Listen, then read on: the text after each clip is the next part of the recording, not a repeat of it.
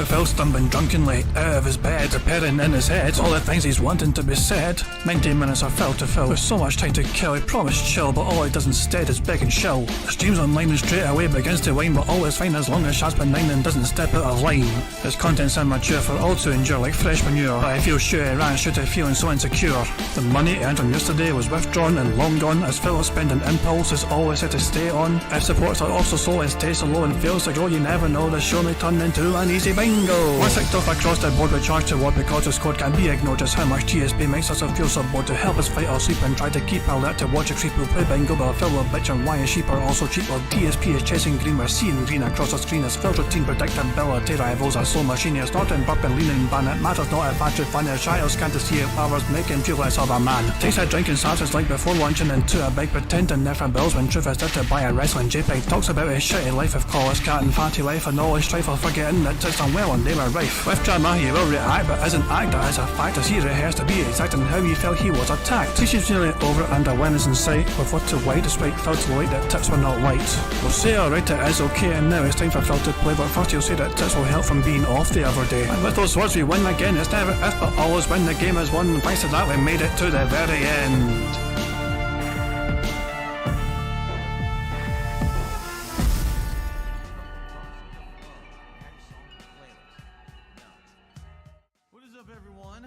Hey guys, King Jad here and welcome to DSP Bingo for what is today a very nice, peaceful and relaxing Sunday, the 28th of January 2024. I do hope you're all enjoying your weekend, I hope you're having a robust time, and yeah, needless to say that the Saturdays, so I usually take Saturdays off, I usually don't do bingos on Saturdays, and needless to say that Phil had an absolute goddamn meltdown yesterday on his podcast. And I felt the best way to cover it, let's be honest here, everyone's covered it. Snort Hogan, Dudy, Memology, Mighty D, everyone has clipped it and everything else. But I feel we might as well just go straight to the fucking source. I'm going to play 10 minutes, okay? Phil is waxing lyrical about how this brand new Yakuza game, Infinite Wealth, like so what happens in that fucking game? Kazuya Kiryu, the main fucking character guy, he's like fucking, you know, he's somebody slanders him on the internet, and that slander means that the fucking character loses his fucking job, and then there's people lying about him online or whatever, and it seems to ruin his life. And Phil's like, this is just like me. There's a couple of quotes I want to give you that Phil actually said from him playing that game the other night. Let me see. He said, I think someone watches me and made this game. They wrote the game based on my story. That was what Phil said at first. And then he said afterwards, not long after it, Like a Dragon, Infinite Wealth is my life story. Those are two direct fucking quotes from Phil, from him playing the game when he played it, he played it at, when did he play the game? He played it Friday night, I believe. Yeah, Friday during the day, because the nighttime stream was reserved for Friday night fights where he played some Tekken, I believe. But yeah, and he had an absolute goddamn meltdown. So most people's fucking reaction to him talking about how the game is just like his fucking life or whatever, there was one overwhelming reaction, and it was just simply cringe. Yeah, I mean, cringe is the best way to fucking describe it. There's no other fucking way you can describe it. That shit was goddamn cringe as fuck. And so Phil felt the need on Saturday to remind his audience that how much he thought the game was based off his life. And yeah, so I'm going to play 10 minutes here, and it's going to include Phil. You'll see. This is like, we'll just let it happen. And so they all lost their jobs because basically the jobs didn't want to have negative rep put against their businesses because these people were working for them, right? And immediately I drew parallels. I'm like, so you remember what happened to me, right? You remember me working at Twitch for so many years? They never had a single problem with me. In fact, I was offered sponsorship opportunities. They had me play games like Choice Chamber and paid me tons of money to... I think in the grand scheme of things, I probably should have used Raw Phil. I'm actually on Raw, Phil's actual fucking channel right now, but Raw Phil would have the fucking chat, so... Yeah, let me just fucking pull an audible and switch the shut up and find the Raw Phil one instead, so we can actually have the chat showing as well. Because anyone's doing, that can really help explain the, what do you call it as well, the full context. So, fucking how long was going on that? Blah blah blah blah. So he starts the show around about there. So really, from that point on, it's like, give me a second here, I'm just doing some rough math in my head. Round about here, actually, I think. Round about here. I believe it would be a good place to go. That's literally what a ton of shit is on YouTube right now. A bunch of scummy tabloid people who have absolutely nothing to actually say about anything. So what they do is they literally make shit up. They take things out of context. They show pictures. They'll show video clips. They'll say, hey, this is what this person is, and they're awful, and blah, blah, blah. And it gets them clickbait views, and it gets them popularity. And then the person who they're basically slamming is the one who takes the brunt of that and has to live with it somehow. And how do you do that when you're not someone of the stature of the person who's basically punching down at you, right? Well, that's the story of this game. I'm not kidding. That's literally the story of this game. And so they all lost their jobs. And yes, by the way, this is 1.5 speeds, because why the fuck wouldn't I do 1.5 speeds? So yeah, Phil's talking about the game, and he cannot help but fucking compare his own real life to the game. Because basically the jobs didn't want to have a negative rep put against their businesses because these people were working for them, right? And immediately I drew parallels. I'm like, so you remember what happened to me, right? You remember me working at Twitch for so many years? They never had a single problem with me. In fact, I was offered sponsorship opportunities. They had me play games like Choice Chamber and paid me tons of money to play it and advertise the game. They had me do all these different campaigns and things. And then just a few years later, I haven't changed who I am. I haven't changed the style of content I do. I'm the same exact guy. And they kicked me out of the partner program. And when I ask them why, they say something like hateful speech. But then they refuse to provide any examples of what I'm talking about. So come to find out, months later, I contact someone who actually worked at Twitch, and they showed me the evidence that my haters, the people who don't like me, made a internet slander campaign. They basically packaged it all together. It was like this big epic montage of bad moments of my history. A lot of them were over 10 years before this time period. And all they did was made this edited, you know, here's the worst of Phil, and presented it to Twitch as if, look, this is a guy right now who's on your site in your partner program, but, you know, look at all the things he's done, but it's not truthful. Number one, it's all stuff out of context. Number two, it's stuff that's outdated. I don't do that kind of risque commentary. You know, some of the stuff was stuff from 10 years ago before that I haven't done since, and I publicly apologized for, right? So, literally, that's exactly the story of Like a Dragon, showing things out of context, not representative of what's going on or who the people actually are, but making shit up for drama's sake, and now they lost their jobs because of it. And I'm playing, I'm like, dude, this is my fucking life. This is exactly what happens to me on a daily basis. I have stalkers on the internet who just make shit up. You know, they have never substantiated their claims of anything that they've said in these things that are ridiculous. You know, every once in a while, I say, okay, well, Phil raged today playing Street Fighter and he insulted some players. That's true. It's well documented. The footage is there. You can watch the footage on my channel, for God's sakes, right? Who cares about that? But the problem is the other stuff that they say and do about me that's completely falsified, that they have absolutely no concrete evidence of at all, but they say shit all the time. All these crazy conspiracies they come up with, and YouTube allows it. YouTube just allows slander campaigns for personal gain. Ruh-roh, King Be Cruel's comment is there on the fucking right-hand side now. King Be Cruel. By the way, King Be Cruel is a long-time fan of DSP. He's been fucking, so, you know, contributing to DSP and his channel since 2018. 6 whole years of fucking being a fan and giving Phil money for 6 whole years. King Be Cruel. In the bottom right there. I'll let it play a little bit more so you can see the whole message. It's insane. Now, in reality, it's funny because... Sorry, I'll pause it here so you can see the whole thing. So Phil has now seen the message, and the message goes, at DSP Gaming, not gonna lie, it's very cringe that you are comparing yourself to this game. It's given, he's just like me, for real vibes, which is a fucking meme on the fucking internet. This message triggers this absolute meltdown here. You know, by the way, how about this? I don't know what the fuck idiots are talking about with memes and shit. Oh, it's like, he's just like me. I don't know what the fuck you're talking about. I don't follow your dumb fucking memes. So take your meme and shove it up your fucking ass, because I have the ability to make an observation that's factually fucking based. Just because I'm Darkside Phil doesn't mean I get to ignore fucking facts that the characters in this game are going through what I go through on a daily fucking basis. Shut the fuck up. I'm not taking your shit. I don't care who the fuck it is. There's people in the chat right now. Oh, he's doing a meme. Oh, this is cringe. Shut the fuck up and eat it. Eat it. Give me your mailing address. I want to mail you a spoon so you can eat shit out of my fucking ass. I'm tired of people saying that because I am who I am. I can't say a factual observation. It's a fucking fact. It's a fucking opinion, you fucking moron. That the characters in that game are going through what I have factually gone through on a daily fucking basis for years. So shut the fuck up. I am not putting up with any of this shit ever again. You're gonna tell me I can't make a factual observation? How about you kiss my fucking ass and lick my balls? Remember, someone actually did make this fucking meltdown to the Doom music. Let me see if I can actually find it. Because it's really fucking good. Somebody actually fucking done this. So embarrassed the Chat Tribune. The Chat Tribune did the same thing as well yesterday during the stream on the fly. Phil had a meltdown, then fucking went back and had Doom music going over it as well.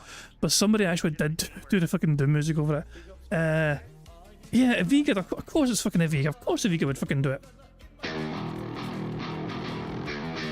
This is the Aviga's version.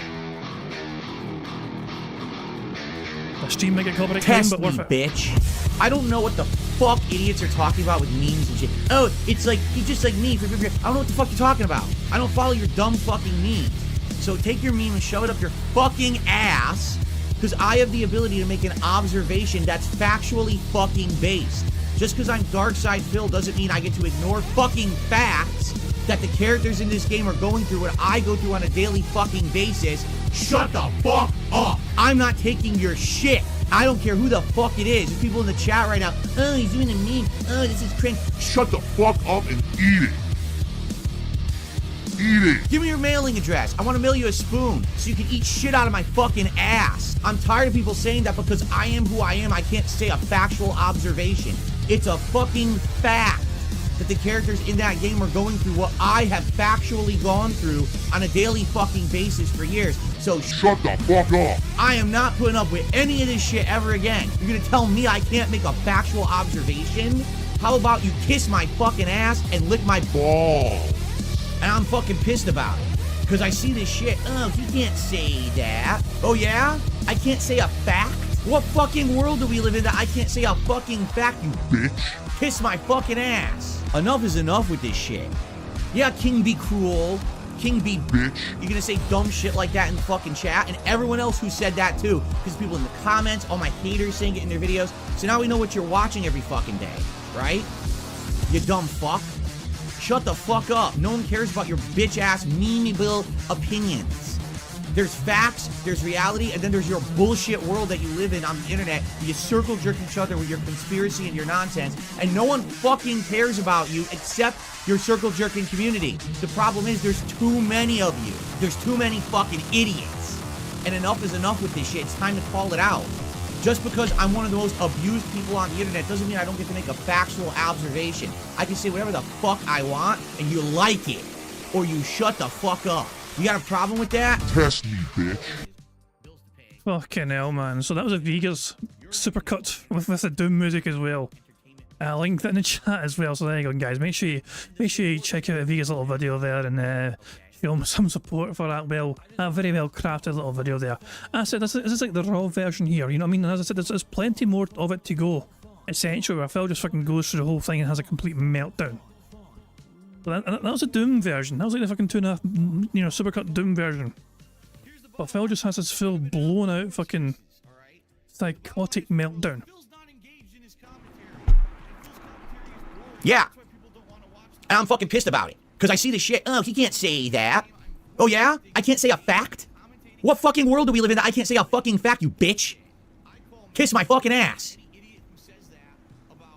This goes on and on. Enough is enough with this shit. This goes on. Yeah, King be cruel. minutes. King be bitch. You're gonna say dumb shit like that in fucking chat, and everyone else who said that too. Because people in the comments, all my haters saying it in their videos. So now we know what you're watching every fucking day, right? You dumb fuck. Shut the fuck up. No one cares about your bitch ass memeable opinions. There's facts, there's reality, and then there's your bullshit world that you live in on the internet where you circle jerk each other with your conspiracy and your nonsense, and no one fucking cares about you except your circle jerking community. The problem is there's too many of you. There's too many fucking idiots. And enough is enough with this shit. It's time to call it out. Just because I'm one of the most abused people on the internet doesn't mean I don't get to make a factual observation. I can say whatever the fuck I want, and you like it. Or you shut the fuck up. Now, you got a problem with that? Test me, bitch. Because I'm not putting up with it anymore. I'm not gonna have people come in here on my streams and in fucking other videos and say, oh, look, I'm like him, just like me. And him. Shut the fuck. No one even knows what you're talking about. I've never even heard the meme before because I'm not an asshole. I'm not a fucking dumbass, mouth-drooling idiot. I don't follow the dunces follow on the internet. It's my life I'm talking about. Right? And it's true. Follow the plot of this game. This is exactly what I've gone through. I've lost tons of business opportunities. I've lost the ability to branch out on the internet as a content creator. Tons of people, hundreds of thousands of people will never check out my content. So some people are confused about what the actual meme is, and so let me try and find you guys a meme in question. Let me so it shouldn't be too hard to find. He's just like me. So yeah, I think I found it. So there's a meme that exists on the interwebs, and can hold on a second. That's not what I wanted to do. I think I found. Here we go. I found it. So it's basically from like some manga or whatever. You know, he's like some guy that's just like, oh, he just like me for real. It's like, what the fuck? So this is a kind of popular, semi-popular meme or whatever, you know what I mean? And, you know, King Be Cruel, like, kind of said the exact same kind of thing. He just liked me FR. And Phil lost his damn tiny mind and just went absolutely haywire. But this is what set Phil off, this meme. Because Phil's like, this game's exactly like my fucking life. Like, Phil literally said, remember I went and told you the exact words that Phil said on a stream from that night. He said, I think someone watches me and made this game. They wrote the game based on my story. Like a Dragon, Infinite Wealth is my life story. That was the literal words that Phil used to describe this the other fucking night. And, I mean, as I said, the literal reaction to that, like, a lot of people fucking had was just, you know, saying things like... Cringe. Yeah, exactly. Just cringe is fucking cringe. Sounds like someone's posting cringe. He lost. He posted cringe. Some random cringe fucking clips I got there. But yeah, it's just for fuck's sake, Phil, calm the hell down. Oh, you lost your job? Wow. Nobody can ever relate to losing a job. Wow, that's amazing, Phil. Nobody on the planet can relate to, you know, having a job and then not having a job and lost employment. Somebody made fun of you on the internet? Wow. Nobody can fucking relate to getting made fun of on the internet, Phil. Wow. Wow, it's incredible. How can you imagine somebody lying about you? About something random on the internet? And it's like, oh no, my poor... For fuck's sake, Phil. Like me playing fucking Red Dead Redemption, it's like, oh, this guy had a group of friends, and then I fell out with him. It's just like my life. For real. It's just like my life. Oh my god, Phil. Is he alive yet? It's still nice, still not going. So yeah. Brian, he's a good point. Aren't you getting harassed by us all the time by some big bald Canadian pervert Canadian about Rocket League? You're right, I am. That game is based on my life. Rocket League is based on a true story about me and my personal life. Oh my god, anyway, let's play some more of this clip. Because as I said, the meltdown is like a 10-minute long meltdown. There's more to this. Because all they hear is conspiracies about me, right? What they'll do is they'll take this actual segment of my podcast out of context and just show, look, Phil abuses his viewers by swearing at them, instead of actually showing the reason I'm doing it. That people are mistreating me, that people are being horrible to me and my family and everyone else. And then when I finally call it out, oh my god, look, in the game it's happening just like what happened with me. Oh, that's so cringe that he would say that. He'd think he's such a big egotistical. Egotistical? How is it ego-fucking-tistic? To state a fact. You fucking buffoon. You are so dumb. Just because you don't like someone doesn't mean that when they state a fact, the fact is wrong. That means you're an idiot. You understand? There are a lot of people on this planet I don't like, but they say true things sometimes, and you better wise the fuck up and listen. Or shut up about it, because no one cares about you and your drama community on the internet. There is an entire culture of stuff on the internet based on this level of hatred, based on this level of hearsay and tabloid bullshit, and it's ruining people's lives, and mine is one of them. There is literally no fucking reason whatsoever that I should not be in the Twitch partner program. Zero. I never did a damn thing to deserve that treatment. But a campaign of slander was held against me, and those idiots at Twitch, as unprofessionally stupid as they fucking are, said, oh, we don't want to deal with this drama, so we'll just remove him from the partner program. We won't ban him from the site, because I literally didn't do anything wrong, but as we remove him from the program, now we have no liability. People keep complaining about this guy, right? So, yeah, it's happened to me 100% concretely. By the way, it's on Kiwi Farms. When they did it years ago, they posted up all around Kiwi Farms about it. All the evidence was always there. Is that So Phil, point us towards evidence. Because Kiwi Farms is a very big fucking website, and your section on Kiwi Farms has literally tens of thousands of posts. It is by far one of the most popular sections of the entire Kiwi Farms, you know, forum. Your little section on there, you being a lol cow. So yeah, by all means, Phil, please direct us towards where this evidence apparently exists. people want to ignore it. When there's evidence of all the horrible things that have happened to me, oh, that doesn't exist. That never happened. No. But anytime that I do something even slightly wrong, oh, here you go. Here's all the evidence of everything Phil's ever done wrong in his 15 plus years on the internet. I'd like to remind you as well, the owner of Kiwi Farms, Null, is very strict when it comes to like how he wants fucking lol cows treated. DSP, so Null is a big, you know, critic of the detractor community. That doesn't make him a fucking Phil fan, by the way. Don't misunderstand us. Null, also Null is, you know, thinks, you know, sees DSP. He knows DSP's a lol cow. He's going to fucking make fun of DSP quite a lot. But Null hates a lot of the detractor community for how they fucking react and how they behave sometimes. Because because I mean, it's the most popular fucking community on his fucking forums. So it's like he has to fucking tolerate it, even though he can't fucking stand it. But bear in mind though, this is Null. Null is very against people trying to shut down DSP because it's in his own best interest, naturally, to have DSP still be on internet because he's a lol cow, and that's, you know, that's the whole point of Kiwi Farms is basically to try and track all these fucking random lol cows. Of course, Null's going to fucking want Phil to not be threatened with his fucking YouTube and Twitch content creation. So Phil trying to fucking argue here that Kiwi Farms has all the evidence and they fucking, like, you know, they hurt him on a regular basis. Null is actively seeking protection for Phil to still do his content on the internet. I want Phil to just be aware of that simple fact of the matter. Null, the owner of Kiwi Farms, wants Phil's content protected.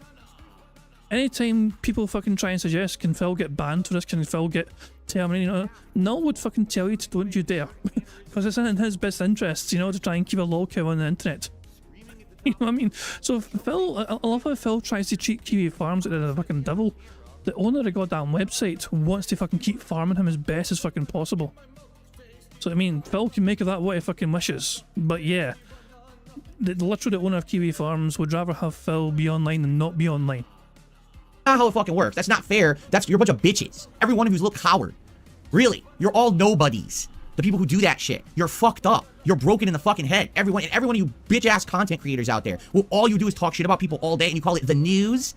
You're the most worthless humans on earth. Right now, if you all had finger snapped away by Thanos, no one would care. You're all replaceable. Every one of you has nothing to add concretely to this planet, nothing positive. You're nothing but a blight on the fucking planet. You're a big hemorrhoid on all of our fucking asses. We're trying to make a positive living and help people on this planet. You're the problem. Not us, the ones who you abuse. You're the fucking problem.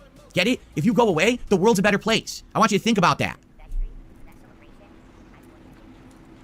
There's more. Now, I'm allowed to say whatever the fuck I want, especially when it's facts.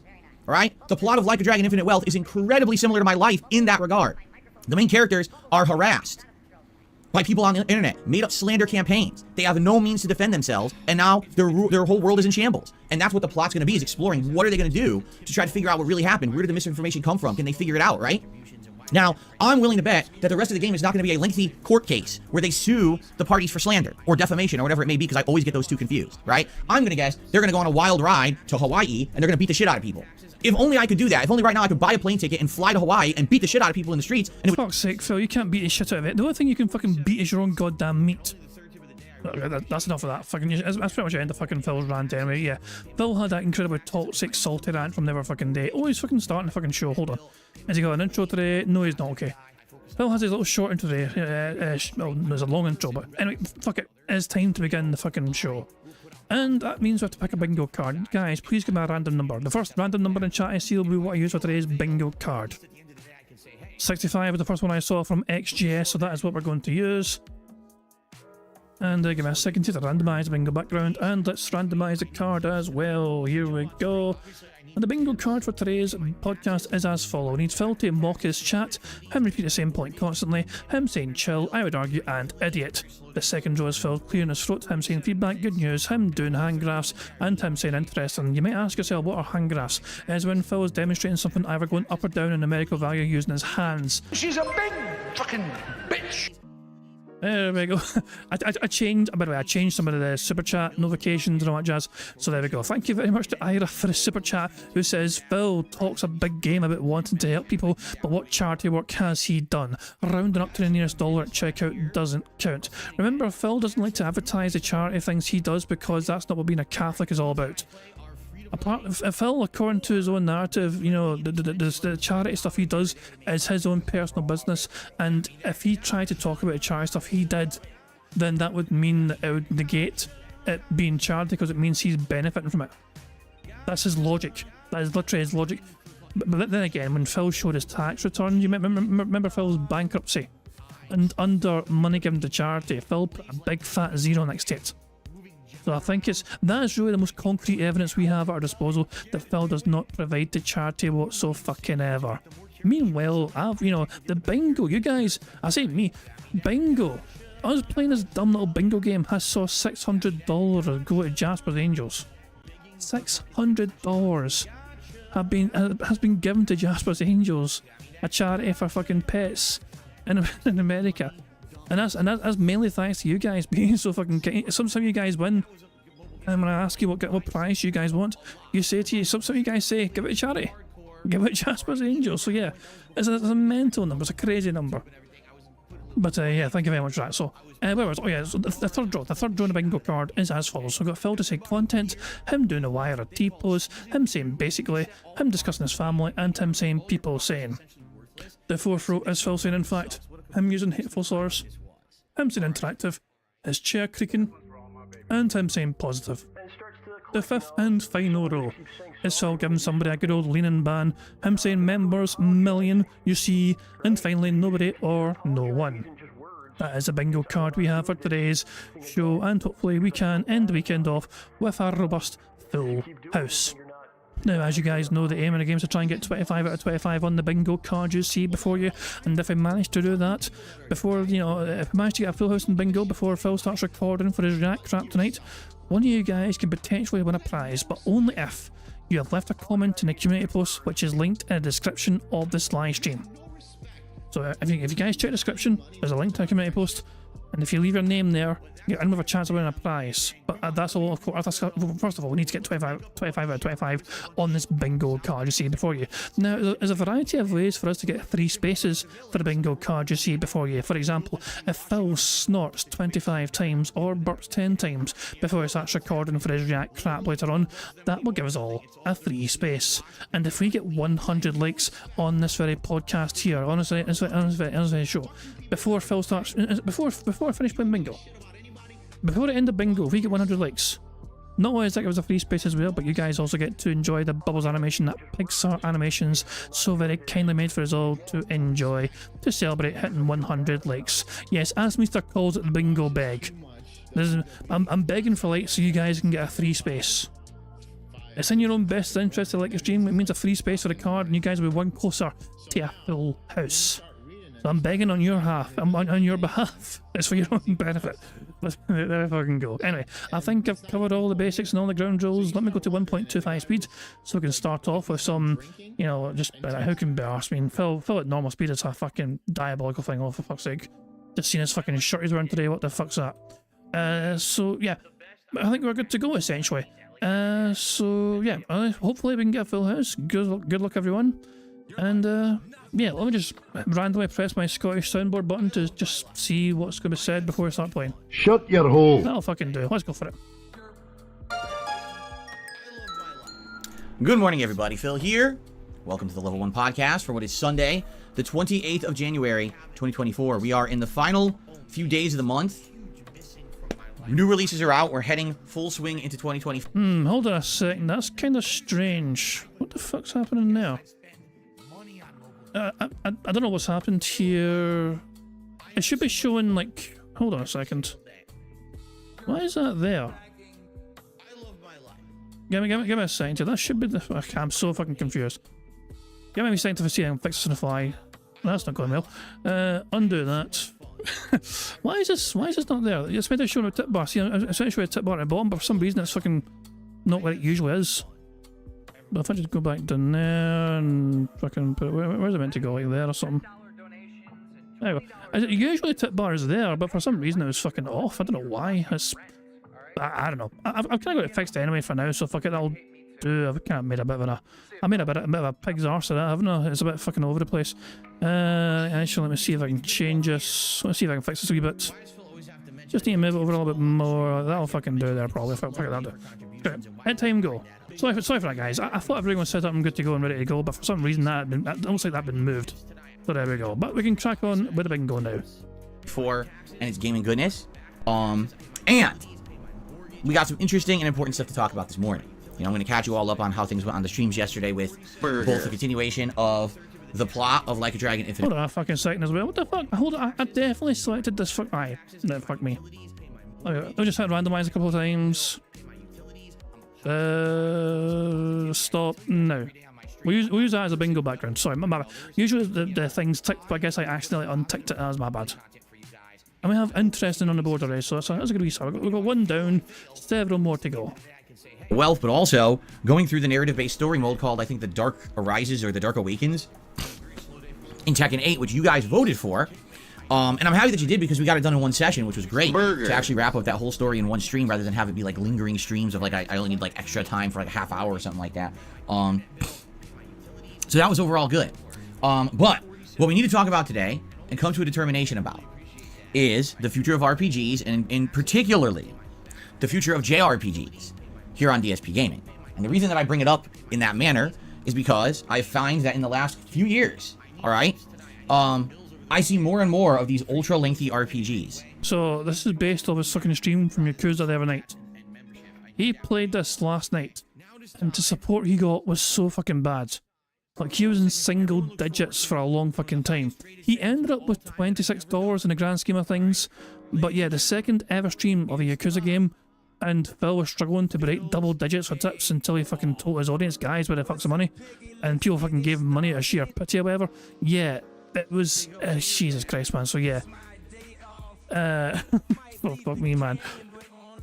So apparently JRPGs are at risk of getting sent to the ban world because Phil is not getting support he thinks it deserves. That are coming out, and people ask me to play them, and it's always a tough decision. Because you got to understand the difference between committing to a game that potentially could be 10, 20, maybe 30 hours long, which could take a few weeks to beat, versus a game that you know from the get-go when you're getting into it, right, is going to be a 40 to 80 hour experience minimum. And that just means that this is going to be a game that's going to be ongoing. It's not a game that you can play every day, because it's not for every person. It's certainly not for every mainstream audience viewer. And it's got to be something that is balanced with other stuff, but it's going to take quite a long time to get through. And it used to be, you know, real talk here, when I started on YouTube 15 years ago, and even over the course of the last decade, it used to be that maybe you would see 2 or 3 major RPGs in a year, if that, okay? Perfect example. I remember, you know, years ago, looking at Dragon Quest XI. And at that point, it was a big decision for me. I was like, man, should this be a game that I play or not? Because I've never played a Dragon Quest game on my YouTube channels. There hasn't actually been a mainstream one that's released. And, you know, we talked about it, and ultimately said, let's take a chance on it. And listen, it didn't do that well as a daytime stream game. We did play it as several daytime streams, but mostly it worked as a late night session game. And it ended up taking forever. Like, I remember the game being over 80 hours because essentially it's 2 stories in one. They did such a great job with the content of that game to have almost 2 completely different plot lines in it. But when I finished it, I told you guys that was one of the most meaningful, relaxing, interactive playthroughs I had ever done. Like, I was so happy that I'd taken the time to go through that game at a slow pace and enjoy it for what it was with a live audience. That it was so different than back in the day when I used to play RPGs for myself. To have that live audience was meaningful, right? But the thing is, I'm a live streamer. I'm a variety live streamer. I'm not just the RPG guy, right? I mean, I'm definitely not. I think that when I play these kind of games, I hate to say it, but I'm going to be honest. Sadly, I don't think tons of people come out to watch me play RPGs. Now, there's exceptions. I would say that Western RPGs, okay? The ones that are not as Japanese-centric. The ones that are more, and a lot of times, action-based, okay? As opposed to, like, slow turn-based or heavy narrative. The ones that have more action to them. Those tend to at least get a decent amount of people invested and interested who come out and will check out every stream, engage, and support, okay? But it seems like when I go for the straight-up JRPG style, right? The old-school, turn-based, long, drawn-out narrative, lots of dialogue and cutscenes, and especially if it's very Japanese-centric when it comes to the culture, right? Those seem to be the ones that, for me, just don't do as well. Now, I'm not saying they tank and no one shows up. I'm just saying you can see a distinct difference between me playing a JRPG versus a Western action-based RPG on my streams. Just some examples here. Compare over the last several years when I've played games such as Fallout New Vegas, Elder Scrolls Skyrim or Oblivion, all right? Or recently, Baldur's Gate 3, right? Compare that to me, say, playing any Yakuza game. You know, I just played the Yakuza Like a Dragon, or I should say Like a Dragon Gaiden, or a Judgment game, right? Or hell, even a Persona game, or you know what I'm saying? Or Final Fantasy, a classic Final Fantasy, like when we played Final Fantasy V last year, right? Direct comparison, apples to apples, which you should be, it's not even the same. You'll definitely get a bigger crowd, more engagement and interest and support for the Western game. Now, you might argue various reasons why, right? And that's fine, because I actually have a few theories of my own. But the truth is, the why doesn't even matter. It doesn't matter why more people come to watch me play Western RPGs. What matters is, what does that mean for the future of JRPGs on this channel? Because I love them. Okay? I grew up playing JRPGs, because there were no Western RPGs when I was growing up, at least on console. Like, maybe they were very PC-centric in the 90s. But for me, you know, Final Fantasy, Chrono Trigger, Earthbound, Wild Arms, okay, Suikoden. Like, these were classic series that I grew up playing that I love. And they're very much the old school turn-based stuff. And, you know, I grew up playing that. I love that style. And that's why today when I jump into a new game like a Dragon Infinite Wealth, right? Or Sea of Stars. And I see a lot of people who come by to give it a shot. I'm like, oh, I can't take it. It's too slow. It's too boring. It's too this or that. And I'm like, but this is what I'm used to. This is what I grew up playing. I love this. You know, Sea of Stars, which implements so many gameplay elements from classic RPGs of my youth. Like a Dragon Infinite Wealth that has refined upon its formula from the last game and made it something better and different in the sequel, right? I love it. But sadly, it doesn't seem to resonate with most of my audience. Case in point, right now I'm juggling a few different games. This week, the new releases are Tekken 8 and Like a Dragon Infinite Wealth. My first stream of Tekken 8 on Friday night went really well. High views. The videos here on YouTube have already done good. I think they've got a couple thousand views on them, each for King and Paul, which is good to see that people are excited for this new fighting game.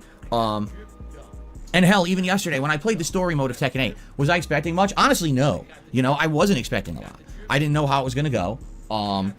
And we had a decent amount of people. And, the views aren't superb or anything on YouTube, but fighting games are primarily known for its competitive nature, not for playing a narrative-based story mode. But even then, it did pretty good.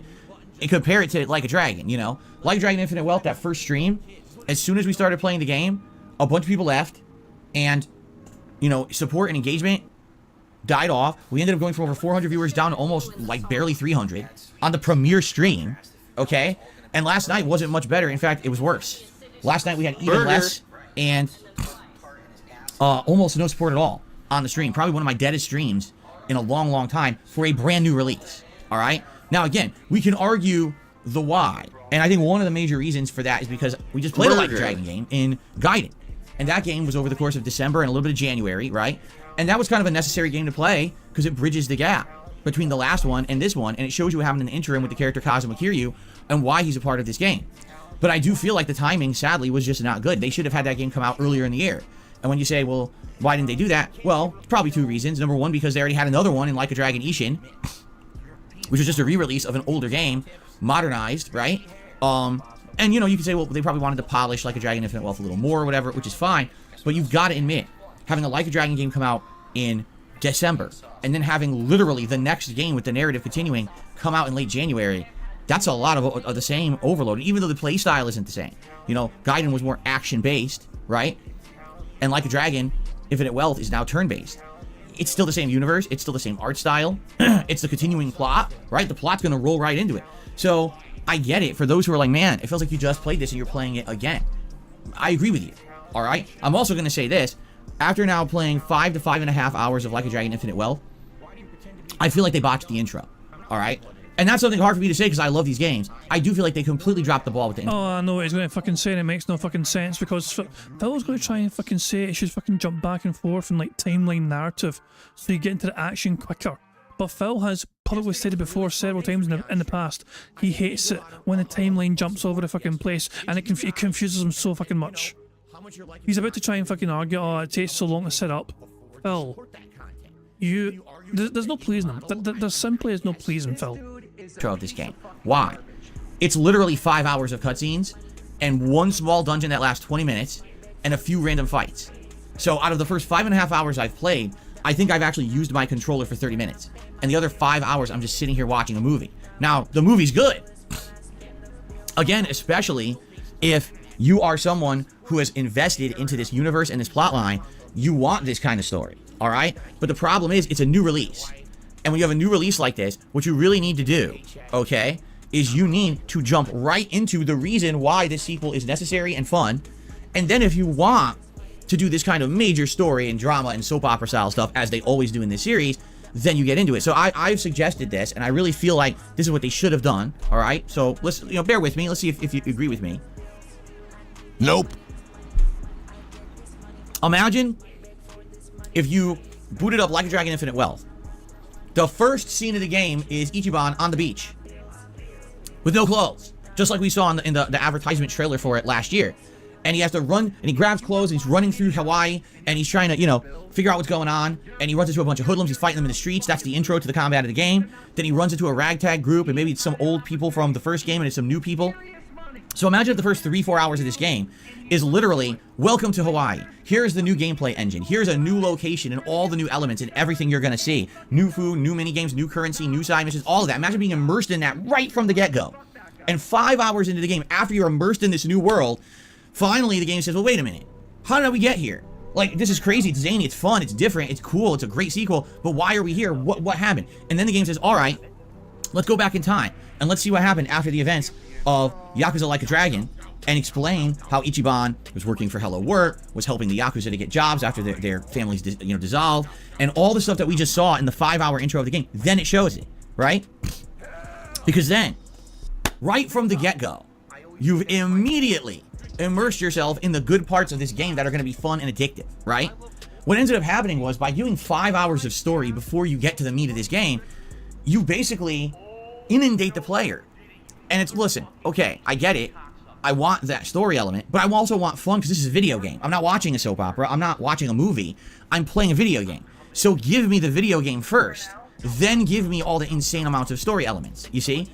And they didn't do that. I think that the pacing and the order is very screwed up. If they had used the literary device that's called in medias res, this is a literary device where you start a story in the middle, a bunch of stuff happens, and then you all stop and you say, whoa, so what happens? Let's go back and see. And then you go back to the past, and it shows you all the backstory of how you got there, and you play catch up. And then you will fast forward back to the present, and then the story continues again from there. I think that would have absolutely made sense. Like, that would have been perfect for this game. But instead, I've now done 2 streams of the game. Barely played it, because there's nothing to really do that much in the game with the controller. It's just cutscenes, and we're not even in Hawaii yet. Alright? Now, to make matters even worse, as you guys know, I told you about the fact that my wife wants to do co-op gameplay with me, right? And she appeared on my stream twice over the month of January for Q&A sessions, and those were fun, but you can only answer so many questions before you start to get a little bored, and that's what happened is that second Q&A session, by the end of it, the questions were getting repetitive. We were starting to lose interest in doing it because it was getting kind of boring. We're like, well, the next time Kat comes on stream will be when we unlock this cool mode in Like a Dragon Infinite Wealth that's called Dondoko. I'm finally starting to remember what it's called. Dondoko Island. And what Dondoko Island is basically their take on like Animal Crossing or any other game with a virtual community. They're calling it the Resort Island. You build businesses and you build buildings and you recruit people to live there or work there. You decorate it yourself. You build a commerce structure in this island, and it's a whole other thing to itself, right? And the reviewers who've played it are actually saying it's super duper good. Like, they love it.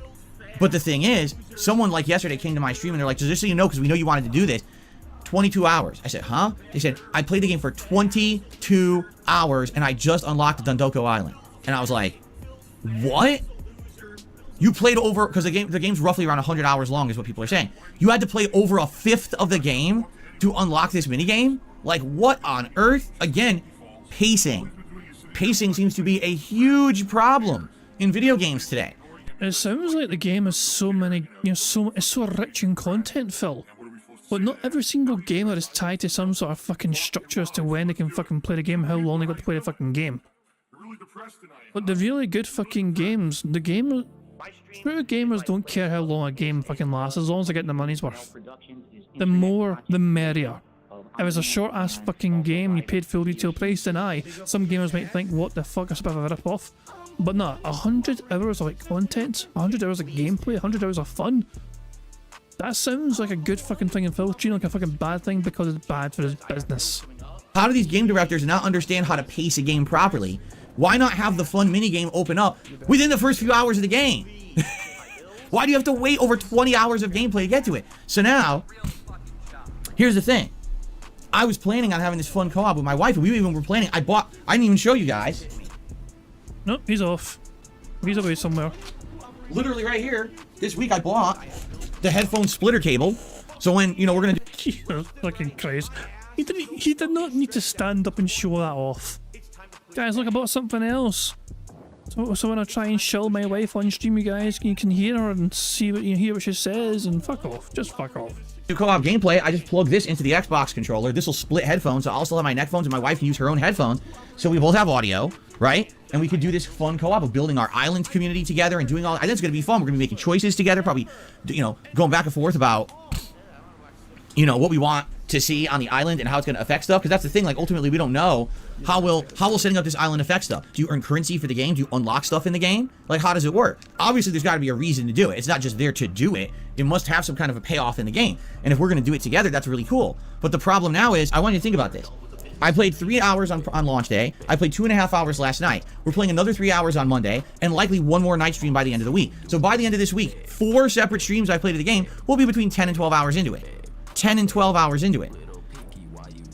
So now I play another week. What am I then now? 15 to 20 hours into it. I gotta play another week. 3 weeks in, I might finally unlock Dondoko Island. 3 fucking weeks in. You know, I hate to say it, but this stuff, man, it's just, this is stressful to me. I'm gonna open. Oh my god. He wanted to get his fat ass wife on stream sooner to try and fucking milk her for some more money. But he can't, because it's gonna take him like 3 odd weeks to fucking unlock this fucking Dodokan Island or whatever the fuck it's called. It's stressful to him just so because he really wants to fucking be there faster. What? Phil, why don't you just like, instead of fucking doing your shitey podcasts, you could squeeze in an extra 90 minutes worth of gameplay per day. Okay, that would hurt the bingos, of course, you know what I mean? But Phil, if you really want to try and get through as much of the game as possible and try and get to that particular point as fast as fucking possible, do double day streams of it, or fucking just, you know, abandon the podcast and fucking play the game instead. It's causing you stress, it's causing you anxiety. Well, boo fucking who, Phil? It's kind of out of your hands unless you change your own schedule to get to that particular point in the game faster. Up to you guys a little bit right now, all right? This is fucking stressful to me because I have to figure out what works and what doesn't on my streams. I have to balance gameplay so that there's variety and it's not too much of the same thing over and over. I have to make sure that I'm appeasing different crowds that are going to come by different times and watch, and people who are going to be engaged with the content I put out and support it. I need to make sure all of that is happening. Okay? And by the way, thank you for quite a few people right here have already contributed. And as you know, I do shout outs at the end of the show. I want you to know I'm grateful for those who are contributing right now because of all this stuff going on right now. Anything is very appreciated. Thank you for that. So basically, you know, just looking at this business and streams and my schedule and everything, this is tough because I got to figure out what goes where, right? Right now, I'm in the midst of a Baldur's Gate 3 playthrough that every time I play the game, people show up and engage and support it. So people want Baldur's Gate 3 to continue. And I told you guys, this particular week, there's not going to be a lot of Baldur's Gate 3 because I need to focus on the releases. But that it would come back into the stream schedule major way next week, and we figure that out, right? So we've already got another RPG vying for stream time that people want to see, right? And then you bring in this one. It's just rough, man. You know, it's like, what do we do? How do we juggle? How do we make this work? The thing is, you know, immediately people would just say, well then, just put Like a Dragon at night. Just have Like a Dragon be night streams. I'm okay with that. If we did it, let's say we did it 3 times a week. So it's 6 hours of gameplay a week. Well, it's going to take us 2-3 months to beat it, but I'm okay with that. All right, I understand. We just played a Like a Dragon guiding game back in December, January. That took a long time to get through, and I totally get it. You know, I understand. But at the same time, if we do that, think about this way. If we only do 6 hours a week of Yakuza Like a Dragon. Shut up for a second, Phil. Johnny Chase said something there, which I think I've seen on Twitter as well myself. Yeah, approved a comment on last night's Daily Crap, telling him to shorten or kill the podcast. I do believe I saw that somewhere on my Twitter feed. Somebody shared that. Fuck me, I don't know what it is. By the way, Phil is still spending massively heavily here. He's dropped another $1,000 in his latest WWE Champions event. Big fucking shocker. Where did this fucking random comment go? I seen it before earlier on. I'll just scroll randomly down Twitter and see what if it actually fucking load, will it fucking show? I don't know. Some of the random shit you fucking see appearing on fucking Twitter or X or whatever. I have no idea. But yeah, somebody, you know, he approved a comment as a kind of point. Somebody made a comment, of course, but he had to approve that comment. And he did. Fuck me. I can't remember who said the fucking comment, so I can't find it. Although I did see another comment. Give me a second here. That I seen up here about Phil's contributions. This one right here. So Phil's WWE champion spending in 2024 so far.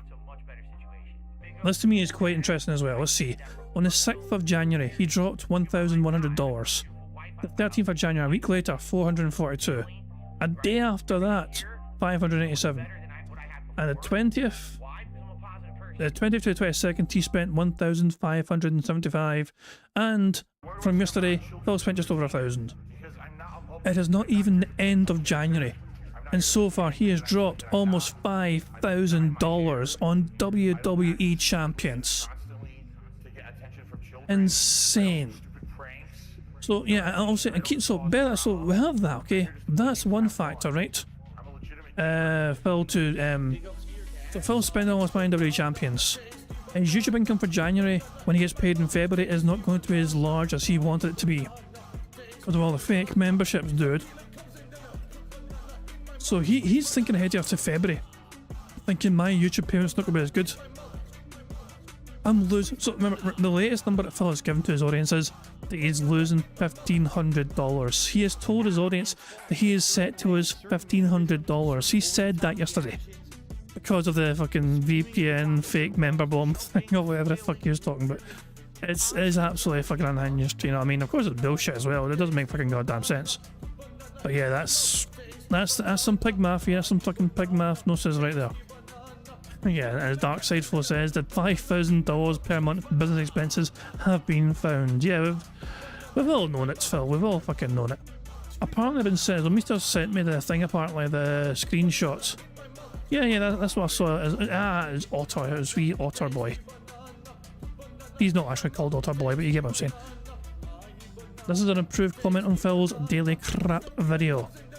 So the comment says, sure, Baldur's Gate 3 would sometimes get him $200 in revenue some nights, and JRPGs are a problem. Baldur's Gate 3, game of the year by the way, is his biggest revenue earner, and he puts it on the back end. Tekken and Like a Dragon 8 just came out and people are actively playing those games themselves, so it's not even remotely surprising that people aren't spoiling themselves watching his videos. I'm 15 hours into Yakuza around chapter 4 and trying to rush to unlock Dondoku Island before the weekend ends. DSP's biggest obstacle is his non-gaming content. He spends a couple of hours every day in his podcast where he could be making significant progress in his new games. If he cuts the podcast out, he might have finished the first 5 hours of Yakuza and release day, and tonight we would have just been in Hawaii. Doing the podcast once a week would free up a shitload of time on his schedule, but he tries to beat these 100-hour RPGs by only playing them 3 hours a day. It's an excellent point. It is an excellent point indeed, and Phil saw that comment and actually approved it. So Phil perhaps agrees with it, and we actually might get Phil pushing that idea in here. My take, I cannot see Phil dropping this podcast. It is too important to him. Oh, is that why the fucking thing? Oh, for fuck's sake. Hold on, give me a second here. If I do that and do that. There we go, it's all fucking fixed. I was wondering why the fucking view looked different on the screen. It's cause I was like zoomed in by like 110%. That's why nothing lined up before. Because I was zoomed in 110% instead of 100%. I just fucking tested it there. I fixed it all anyway, so there you go. It looks okay on the screen now. But yeah, but I don't see Phil wanting to give up the podcast because he needs that for his own mental health. And it sounds strange to say it, but Phil needs this outlet. He needs like an hour or two every single fucking day to rant, to vent, to just fucking get things out of his fucking... Who else is he going to fucking talk to? Who else is there in his fucking lifetime to fucking say this shit to? It's just... So he needs this. This is like fucking free therapy for Phil. But he needs like genuine, serious, professional fucking help. But yeah, Mister, you ask for everything to be a fucking screenshot. There's nothing special about the screenshot. There's millions of pictures like this that fucking exist on the internet of Phil making this kind of face looking trailer. I'll do it for you anyway, but honestly, this is nothing special. This particular thing right here is nothing unique or robust about it whatsoever, in my opinion. But for you, I'll still do it because I'm a lovely bastard. What can I say? Let's see how it looks. And there we go. Actually turned out quite well, so there we go. Let me just throw that in my members Discord for my members to enjoy. There we go. So anyway, let's just get back to the bingo. Let's just fucking... Jesus Christ, man. Phil is not giving it the podcast. It could take over a month before I unlocked Dondoku Island. You know, like this was something exciting this year. I was like, oh, my wife's coming back to streams. This is exciting, man. I can't wait to do stuff with her. And now the stuff we wanted to do, it seems like it's just screwed up. You know what I'm saying? Like, not to say that when it unlocks, it won't be fun to do, but if we have to wait a month to do it, number one, how many people are going to care? You know, I'm concerned. I'm concerned that it takes so long to unlock this mode that by the time that we finally do streams of it, no one's gonna care, right? I just think that that's really it bums me out that this is how they've done it. 5 hours of slow cutscenes to start the game, 22 hours of gameplay to unlock the fun minigame I want to play with my wife. It's just like everything annoying about this game right now. And the fun part is, I know it's good. My wife is in Hawaii right now in the game, and she's loving it. She's like, once you get to Hawaii in the game, it gets better, and there's side stories everywhere, and the combat's better, and it's cool because in Hawaii everything's based on USD, American dollars, and so you get to see different cuisines and everything. It's so fun. But you gotta get there. It's like, what if it takes me 3 fucking... Of course, Cat's gonna fucking enjoy the different fucking digital cuisines in the fucking game. Naturally, Cat's gonna fucking love that shit. weeks to get there, right? So I gotta call out. No, Phil. No. Hold on. What was that? It takes me 3 fucking weeks to get there, right? So He farted. Again. It's like, what if it takes me 3 fucking weeks to get there, right? So, Motherfucker. You nasty bastard. And, damn it. For God's sake. Why, Phil? Why would you do that to us? 1.5. it's like, what if it takes me 3 fucking weeks to get there, right? So I gotta call out modern game devs. I hate to say it, but it does seem to me like modern game devs seem to live in a bubble, right? Back in the day when there was only 2 or 3 RPGs a year, that was one thing. But when you have all this competition vying for your time, right? You need to have games hit that stride early on, hook you, get you interested, get you excited for what you're doing in the game. And I hate to say it, these modern RPGs don't do a good job of that, in my opinion. They dilly-dally and they beat around the bush. I don't have 20 hours to play before I get into the real part of your game. I mean, and I've been talking about this for years, by the way. This isn't just a new thing. Remember when we were talking about Dying Light 2? Dying Light 2, you have to play for over 15 hours to even get to the city, which is where the real game takes place, and to get the ability to hover around. That's literally the main kind of travel in the game. You want to play 15 hours before you actually get to play the real game? Are you fucking crazy? That's why Dying Light 2 died so fast. No one liked it. People got so tired of it because the intro sucked, you know? And so, I mean, like, it's not just today. This is like 2-3 years. It's been a pattern where people making these giant lengthy games don't pace them well. And because of that, you end up with such a slow intro. As a streamer like me, it's hard to retain any kind of interest and get people hooked. Imagine if this game had a great action-packed intro. A lot more people would have seen that on launch day on Friday when they were here and said, oh, this is interesting. I want to stick around now. I'll check out the streams. Most people just sat here and watched cutscenes with me for 3 hours. It's like, wow, I'm going to go back to sleep, you know? So how am I supposed to make that entertaining? And then if I talk over the cutscenes, oh, well, you interrupted the story, you screwed it up. If I don't, oh, why are we doing this? This is boring. It's just you're watching a movie. Why are we even on a stream? So I can't win either way. But the way that these games are made today, you know what I'm saying? So, this is rough, all right? I don't just play one game at a time. If I was just playing one game at a time, and if all my gaming hours this week were dedicated to just Like a Dragon, think about this. That would be at least 30 to 35 hours I'd be playing Like a Dragon this week. Then probably wouldn't be concerned. We already would unlock Dondoko Island. You know what I'm saying? Like, we would have played it 5 to 6 hours Friday, 5 to 6 hours yesterday. By today, we probably would have been a big chunk into Hawaii, and then probably tomorrow we would have unlocked Dondoko Island. How many people could sit around and play video games for at least 6 hours a day? Not many. You see my point? And again, this is me, the guy who does this for a living. Can't play that much, of the same game in a day. So now imagine a normal person, right? So anyway, you see the point I'm making. We need to figure this out. Because right now I'm in a situation where I know people are interested in Tekken. I'm interested in Tekken. I can't wait to play more Tekken. We're going to be doing it tonight. I'm going to tell you the schedule in a second. And that's cool. I know people want Baldur's Gate 3. All right, and they want it back. This week, we were purposefully not playing until the very end of the streaming week. And then next week, it's going to come back into the mix as a major game again, right? But outside of that, I need to figure out how to do other stuff. And the problem is, if I play more of Like a Dragon, I face having low attendance, low engagement, low support streams for weeks. But then I'll unlock Dondoko Island earlier, and I can do co-op streams with my wife. But if I don't do that, and Like a Dragon just becomes a night stream game, we potentially could have it end up being, this very slow, almost dead night stream for several weeks to a month before we even unlock Dondoko Island, risking the fact that by the time that we unlock it, if I play it with my wife, no one will care because the game's already dead. You know what I'm saying? Like, I'm gonna be honest, last night's stream disheartened me tons. Because I am waiting anxiously to get to the good parts of this game when you get to Hawaii. And I knew that we had to get through more story. It was like the intro dungeon, so it was like the introduction to how the dungeons are going to be. Very similar to the first game, except the combats were fine and different. So we're doing it, I'm looking, I was like, attendance is going down. Almost zero support, by the way. And again, not that every stream is about that, because it's not. As long as it balances out, it doesn't matter. And that's the thing, if this game's going to be like a late night chill stream game, then I can balance it with everything else. But, I mean, I got like 3 tips all night, and like 1 super chat, and that was it. It's like, that's the whole stream. And again, it's not about that, but it's a factor. It's not about that, but I'm not going to stop reminding you guys I really want your fucking money. If it's not a factor, Phil, then don't tell your audience. This is not your audience's business. This is nobody's fucking business, Phil. This is your own fucking personal shit to fucking worry about. If you're not doing enough to fucking bring in support, Phil, don't blame the fucking game. Look, you're the one that you're the one that dictates your schedule. You're the one that fucking chooses games you fucking play for your schedule. You pulled an Audible last week.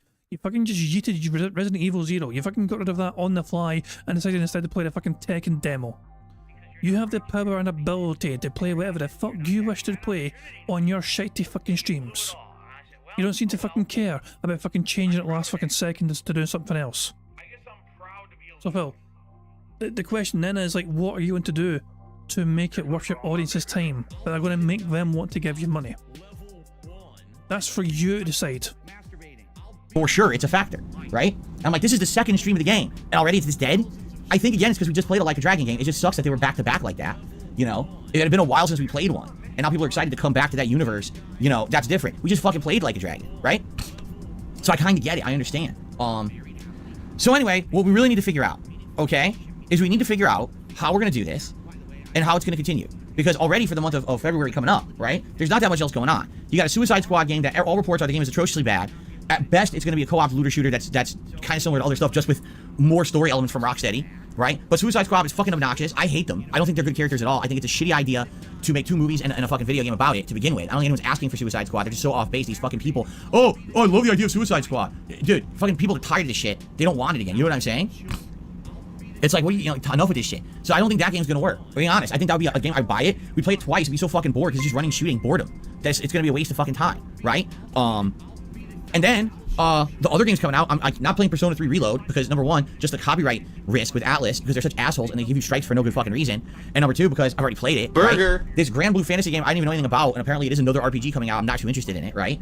Foam Stars, which is a PS Plus game, right? And it's like, well, that's all great, but you know, Foam Stars is going to be a silly game that probably play a couple times and you don't really care about again. And by the way, it doesn't even permanently unlock. It only unlocks for a month and then you have to pay for it to keep playing it. It's like, we're not going to do that, right? So, you know, you think about all this stuff. It's like, what else is coming out in February? Honestly, not a hell of a lot till the end of the month. The end of the month, you got Final Fantasy VII Rebirth. That's the big game that I know everyone is going to want to see. I want to play it. It's actually one of my most anticipated games of the year, right? That's a definite yes. I'm playing it. So, and by the way, I should say this. When I played Final Fantasy VII Remake, okay? I was shocked at the amount of people who showed up to watch it. Like, I didn't think it would retain as much interest as it did, but it did. Like, people were showing up and into it. And I was shocked. I thought it's just another JRPG, but for some reason, I guess because it was so hyped and everything, that people were all over it, right? So, that's a good thing, obviously, but I don't want that to be the only game people are caring about at that time, and I'm stuck playing 5 other RPGs that no one cares about, right? So that's what I mean. Like, looking at the next month, at all the games coming out, there's not that much that really is going to make any sense. So I have an opportunity to focus on Tekken, Like a Dragon, Baldur's Gate 3, mix in some Pal World for variety, right? And that's really what we're looking at for like the next month. I think that will work, honestly. I do. I think that would genuinely work as content for the next several weeks. And then maybe every once in a while, like I said, try this Foam Stars or whatever it is, just for variety because it's on there on PS Plus, right? Keep in mind, once a month or once a week, we got the React show, DSP versus the Internet, which we're doing today. It's gonna be every Sunday, right? Also, you know, I would like to do a stream or two over on DSP Throwback. I had a ton of fun last week doing that throwback stream and commenting on Red Dead Redemption 1, and people immediately said, could you do more? And I was like, well, I could, but the problem is, look at the schedule right now. Like, there's so much going on, new releases and everything, that now's not the time. You know, we kind of have to find time. And here's the thing. I was thinking, oh, I could do another one next weekend. Well, actually, next weekend's the first weekend of February. Depending on how many people purchase private videos from me on my Patreon, I might have to take some Sunday night off to do that. And now, once again, it's like, so where's my time going, right? And that's the thing. Like, I'm so busy. It's a good thing I'm busy. Don't get me wrong. I would much rather be very, very busy and be in demand with my time than the opposite, right? But at the same time, because people are pulling me in so many different directions, right? Do private Patreon React videos. Do a stream over on DSP Throwback. Play this game. Play that game. Play more of this game in this slot. Play more of this game in that slot. This is what I'm going through right now, and I don't really have the definitive answers, right? I don't have the answers. Do co-op with your wife. Oh, I can't do co-op with my wife until we play 22 hours of Like a Dragon, then it unlocks. You see? Fuck you. Your balls are stretched like butter spread over too much bread. There you go. I'm being spread thin. I'm being spread thin. Okay. He just randomly got up for no reason. He just decided, you know what, fuck this, I'm going to stand up and go over here. Oh. And on top of all of that, you know, there's other stuff going on too. And again, stuff that I don't really bring up, but I got some personal stuff going on in my life that's big. Oh, here we go. Taxes, Phil? Is this taxes? Going on for a while, and that's kind of stressing me out. And then coming up, I got other stuff. For example, you know, it's that time of year again. We got to start working on your taxes and shit like that, and I need time to do that. And can you imagine? I just want you to think about this. Can you imagine with everything right now that we're doing and what's going on right now? Can you imagine now me trying to work on a documentary? When would that happen? Right? I'm literally being pulled in 17 different directions with the time that I have. Imagine, oh yeah, you're also gotta be working on a documentary. Like, what? You know what I mean? So I'm glad that I made the decision that I did. That would have just been really, really not... I don't feel like it would have went well at all. I feel like what would have happened was I would have just lost my mind, being pulled in so many different directions. Well, your mind has been long gone. I think that mind of yours was fucking lost like a decade ago. You know what I'm saying? And I'm glad I didn't do that. I think it would have stressed me out to maximum amount, and I just wouldn't have been able to get stuff together. I probably would have made mistakes. I would have been stressed out and reacted negatively to a lot of stuff, you know? And that's the... You mean like you fucking did yesterday? Phil, you make those mistakes on a daily fucking basis. This is how it can make so much content on you. Together. I probably would have made mistakes. I would have been stressed out and reacted negatively to a lot of stuff, you know? And that's the worst, is when I get so stressed out and then it gets pent up and then it kind of erupts on stream, you know? Do you really think that yesterday I wanted to get angry on the podcast? Of course I didn't. Oh, he's actually fucking talking about his little meltdown from yesterday. Oh, is he about to fucking say it's not his fault? He's just fucking stressed and all that shit. Oh, come on, Phil. Come on now. Pent up and then it kind of erupts on stream, you know? Do you really think that yesterday I wanted to get angry on the podcast? Of course I didn't. But it pents up inside me. And then so much nonsense on the internet. These fucking idiots saying horrible things. And then to boot to then say it in my stream chat. It's one thing if you want to do your dumb fuck, you know, brainless negative memes and all the crap content that's out there because people expect that. But for people to come in my chat and try to then regurgitate that shit, that ain't gonna fly, you know? And that's... I want to remind everyone again. His long-time supporter from 2018, 6-year-long supporter. Sorry. Yeah, 6 years. Mean maths. 6 years. He's been fucking King B. Cruel has been giving Phil money since 2018. And the comment he made was after Phil was fucking saying the game is basically based off his life. The meme they made was, he just like me, FR. And Phil lost it at that. Phil, you know, someone quoted a fucking funny meme, you know what I mean? And Phil's like, you know, I'm gonna fucking just, you know, have a meltdown and I'm gonna fucking, you know, take it on you. All my current financial issues and worries and woes and my stress and anxiety, I'm gonna take it out on you, my audience. So this is the thing. Phil's meltdown from the other day, essentially you can fucking attribute it to him not being fucking happy right now with his current state of his finances. Now, is there fucking things that Phil can do to alleviate his fucking financial woes? Yes, of course there is. He can maybe stop spending $1,000 goddamn dollars on WWE champions. You know what I mean? That is not a fucking necessary fucking financial, you know, thing to commit to, but this is Phil after all. If he gave up that fucking mobile game addiction, he would be far better off. He would be far less stressed. But that's the thing with addictions, it's hard to fucking stop sometimes. It's hard to just fucking give it up. But he won't even admit he's got a fucking problem. And until he fucking does accept the fact that he has a serious problem playing his fucking game and spending thousands and thousands every month on his fucking game, then there's just simply no helping him. It is, and you get stressed out. It's everything going on right now. It's all this stuff going on. Yes, right now, income and support is a huge factor, right? And the bummer part about that is it's not you guys at all. It's a situation with YouTube and currency conversion and trolls taking advantage of it.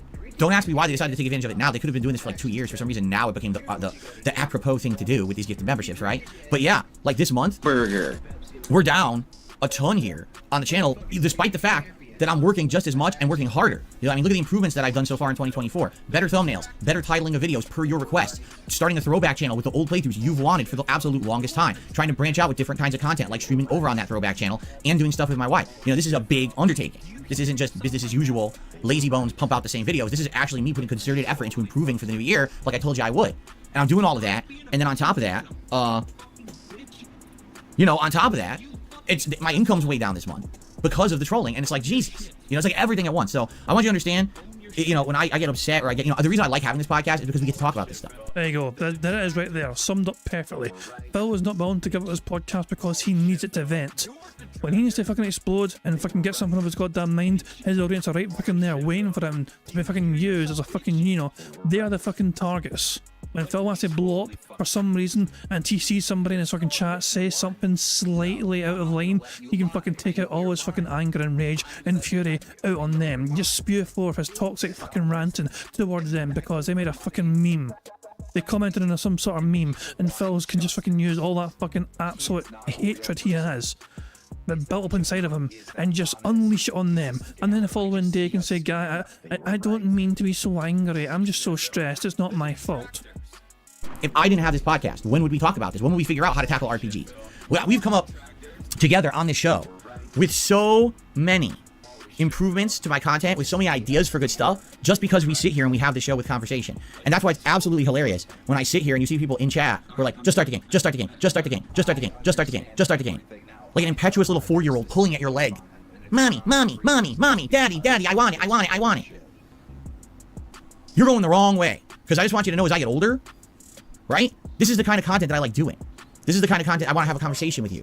I want to have something that's meaningful, open up and talk and improve and do. I don't want to just sit here and say video game, video game, video game, video game, video game. That's, you know, that's for the youths. All right. I like video games. I love them. My lifelong hobby. I want to continue to play them. But life isn't just about me sitting here going video game, video game, video game, video game, video game, yelling at the video game, video game, video game. That's not existence on this planet. You understand? Some people are just like that. You know, they just, oh my god, I just want instant gameplay gratification. Hate to tell you that, but that's not what's going to happen. It's going to go the other way. There's going to be more variety of content that's not just pure video games. There's going to be different kinds of discussion. There's going to be things as I get older that will branch out and be very different. So yeah, he definitely is mocking his chat right fucking now. Burger. 5 in a row. That's concerning. The first bingo of the game. Fantastic stuff indeed. The old Dark Side Phil. Sorry if you think that it's still 2008. It's not. Okay? We're a far cry from the kind of stuff that 15 years ago was going to be popular on the internet. You understand? Okay. So here's what I would like to do. All right, I'd like to talk about the schedule, at least for the rest of the week, because I've already adjusted it, by the way. For those who are dying, because it's hilarious, Dark Gaming is saying they're going to run away and eat pizza because I didn't get to it. Dark Gaming, don't go anywhere. Stick where your butt is right now. Your pizza can wait. All that calories and cholesterol, the dripping fat, can wait. Because, ladies and gentlemen, I changed the schedule this week. There will be a major Baldur's Gate 3 stream this week. Okay? There will be. Desperation to try and fucking squeeze at least $100 from one single stream from his dead heads before the end of the month is high. He actually fucking changed the schedule just so he can try and earn some more bucks from those morons. I know you've been waiting. A lot of people are waiting for that. They're like, where's Baldur's Gate? Is it going to happen? Yes. There's going to be a major Baldur's Gate 3 stream this week because people are yelling for it and screaming for it. They want it back, right? It's going to be another major one this week. And by the way, I think Dark Gaming left, which is hilarious because they complain about it, and I'm saying, well, wait, you're going to get what you want, but they went to eat pizza. Well, after you shove that giant slice down your gullet, come back. Oh, shut the fuck up, Phil. I want to refer everyone towards my little, stream title up here. DSP told us to eat it. I guess he says that to Cat every single fucking day then. Food ain't gonna wait for you, Phil. Stream. Let me see if you're good news. Anyway, there he is. He is here. Okay, so let's go through the schedule first. Let me update the schedule for you guys so you know what's going on. But really, what we need to talk about isn't this week; it's the future with Like a Dragon. That's what we got to figure out. How is this going to work? Because right now I don't know how it's going to work. All right. Okay. So today it's the React show, and I have good news. We are good to go for the React show. The whole concern that we weren't going to have enough people who are going to upgrade memberships to the new tier. Yeah, I clicked the wrong square there. My bad. But Phil said good news, which is good news for the bingo, of course. Hand graphs haven't happened yet, but he still could do it. So yeah, my bad for taking the wrong fucking square. Apparently Phil has enough fucking clips, so he has been fucking guilt tripping his audience for for a long time. There's not enough fucking people submitting clips, not shit. What I want to know is that how many people made it to the submission level, Phil? Is Phil going to reveal a number of how many people are going to be super members, submission level members on the React channel? For the React show. The whole concern that we weren't going to have enough people who are going to upgrade memberships to the new tier, submit clips, we're good. We have more than enough. In fact, I was making the playlist and I'm like, yeah, this is about dead on, very close to what we used to do. We actually had more Ultra members now than before. A couple people became Ultra members, which was awesome. Thank you for that. That helps a ton. And then we had a good amount of people who upgraded from the old standard member to the new submissions member level over on DSP React and submitted clips. So we're good. We are good to go when it comes to the React show. My concerns have been appeased. I'm not worried moving forward. And I'm sure what's going to happen is, more people will understand and, hey, oh, I didn't realize it. Let me upgrade. And I want to, submit clips as well. I think a lot of people will just keep the standard memberships. If anything, what I'm noticing is I think a lot of people that were standard members on the channel just to be standard members. They didn't even care about submitting clips. They're just there to support the channel, which is awesome, So we'll see how that goes moving forward. But as of now, we're good to go. And that show will happen right after this podcast ends. We'll all go over to DSP Reacts together and enjoy a nice React show today here on Sunday. I'm happy for that. I'm excited for that. I hope that you guys will come join me for it. It's a good, it's definitely a good time. I enjoy the show very, very much. And I hope that you will hang out with me over there for a few hours, right? Cool. All right, now. So I'm just trying to see what's going on in the chat. Yeah, okay. Anyway.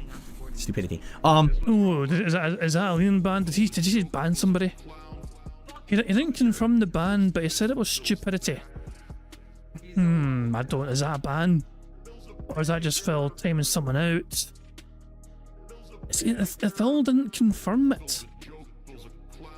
If he's not confirmed it, we can't say for sure. He may just fucking time someone out for all we fucking know.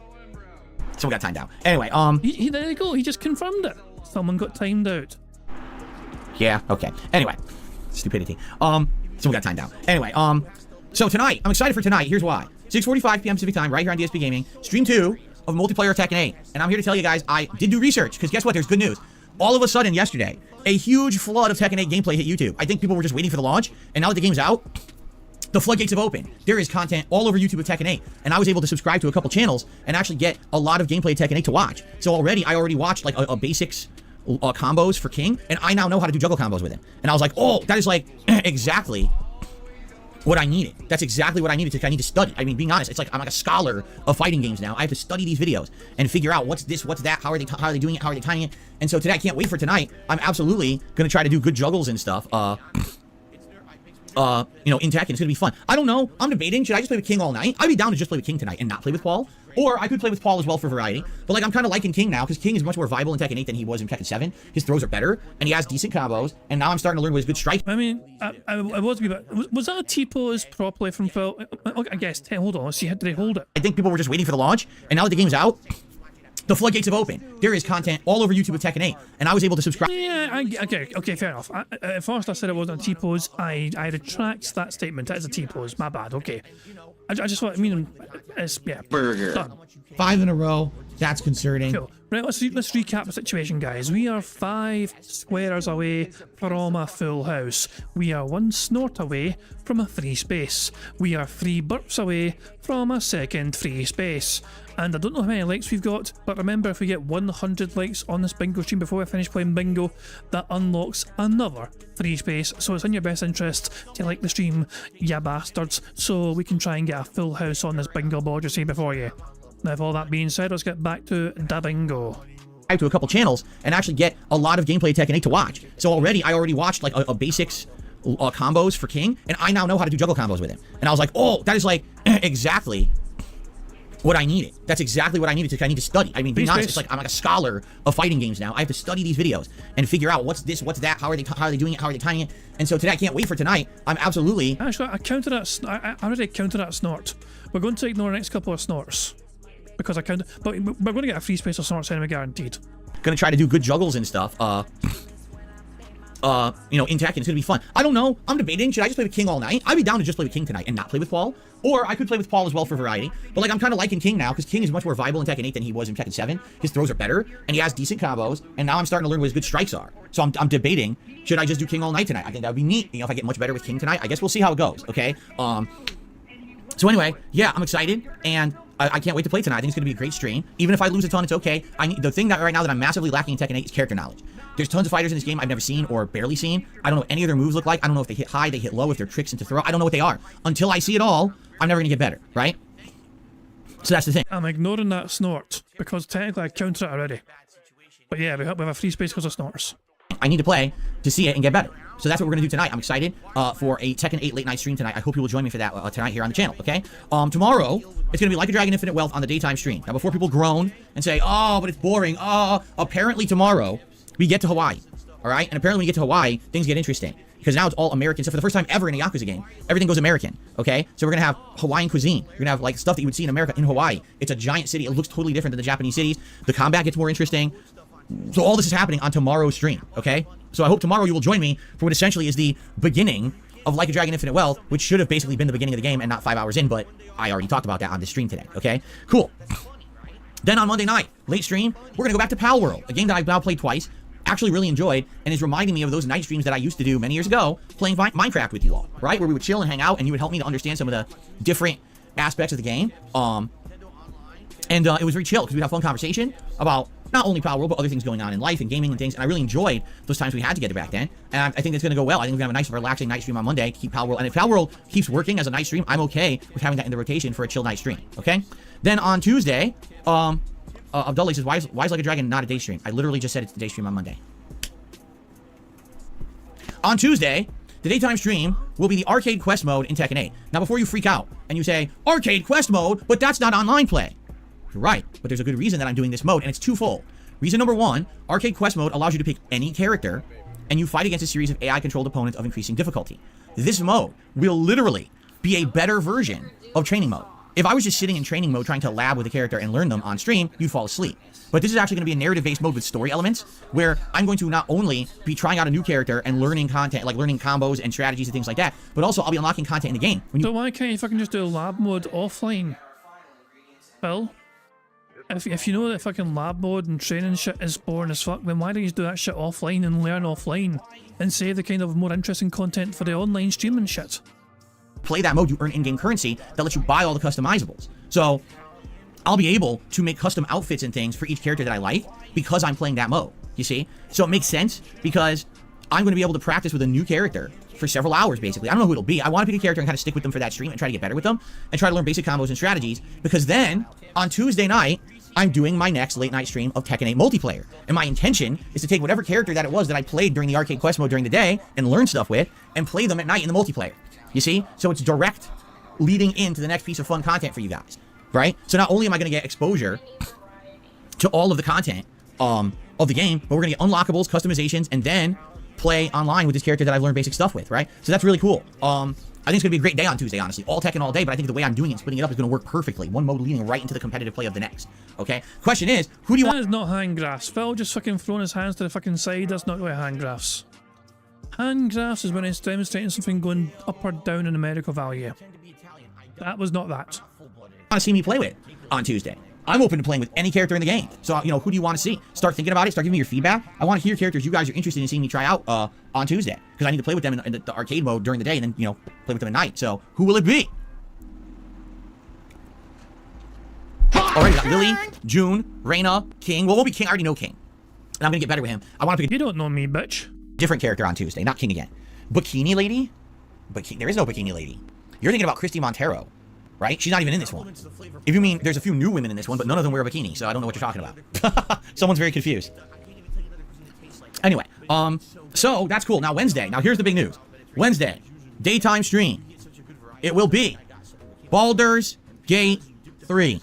The main stream on Wednesday is Baldur's Gate 3. It comes back as a daytime stream after. Of course it comes to the fucking the one day before his precious day off. He's going to be fucking farming for tip money, and he's going to try and squeeze as much tips as possible right before that precious fucking day off again. For about a week's hiatus, we're going to jump back into it and continue where we left off. If you remember, we had just done the jailbreak with the gnomes, and they're escaping to prison, and we got to figure out what we want to do, because I had no clue, and I said, I don't want to make this decision right now, we'll just save. All right? So, Wednesday, daytime stream, Baldur's Gate 3 continues, and then Wednesday night will be more Like a Dragon Infinite Wealth in Hawaii, and that's the streaming week, okay? Next week, that first full week of February, you're going to see Tekken and Baldur's Gate 3 alternated as daytime streams. You're going to see night streams go between Like a Dragon and probably some Pal World and or some Tekken multiplayer, all right? I am undecided if I even want to bother trying to play this Foam Stars game, if anyone's going to care about it. And also, next week, I'm not sure what's going on because, number one, I don't know how many private videos I have to make for my patrons this month. I haven't seen yet. You know, no one's really spoken about it yet. I actually won't even really know until the 1st of February. When pledges clear, then I'll know. I don't know if I'm making 1 video, 2 videos, 3 videos, or more. There's one month I thought I was making 1, I made 5. And then there's some months I think I'm making like 3 or 4 and I make 1. So it all depends for this month. I don't know. Dependent on if I need to make a bunch, that is going to determine essentially if I need Sunday night off from streaming to do those videos or not. In addition, like I said, I would definitely like to do another stream over on DSP Throwback, because the first one did well, and the content from that stream also did well. So I'm like, I'd like to do another one where we continue on playing Red Dead 1, and I react. I do, you know, they call it retro react, right? I'm reacting to my retro content and doing commentary over the original playthrough. I would love to do that, but we have to get to that point where there's time to do it, and right now, I don't know if there's even time to do it. Maybe it needs to wait another week, you know, which sucks. I'd like to do it this week, but I don't know if I can do it this week or not. You know, I would love to say, hey, Sundays are React Sundays, where we got the React show on DSP Reacts, and then I do retro react on DSP Throwback Sunday nights. But right now, it's just the cards aren't coming together to really do that, you know, especially because I might have to do private videos this week coming up. So we'll see, okay? Anyway, that's kind of what's going on right now. I hope that sounds good to all of you. I'm actually very excited not only to get to Hawaii in Like a Dragon, but also to try a new character in Tekken. Listen, I like King and Paul, but they're the characters I've played with for a very long time. And it'll be exciting tonight because I'm going to do juggles with King. I can't wait to try the juggle combos. But for me, I definitely want to try someone new. I'm debating who it should be. Should it be one of the brand new characters like Victor or Azucena or Reyna, or should I maybe pick a character from a previous Tekken that I never really dabbled in, like maybe a Shaheen or a Leo or something like that. Maybe go to Yoshimitsu, the oddball character. I don't know. I gotta think about it. I don't know what I want to do right now. But I got all these thoughts running through my head, and then it's just sad. But I think next week what we have to determine, and I want your feedback, by the way. Please leave comments on this video with your feedback for those who aren't here. Hey, Phil said fucking feedback. Hooray for that. Burger. There we go. 5 in a row. That's concerning. We have a free space because of the snorts. So that means technically we're only 3 away from a full house. And Dabby Dozy and all that jazz.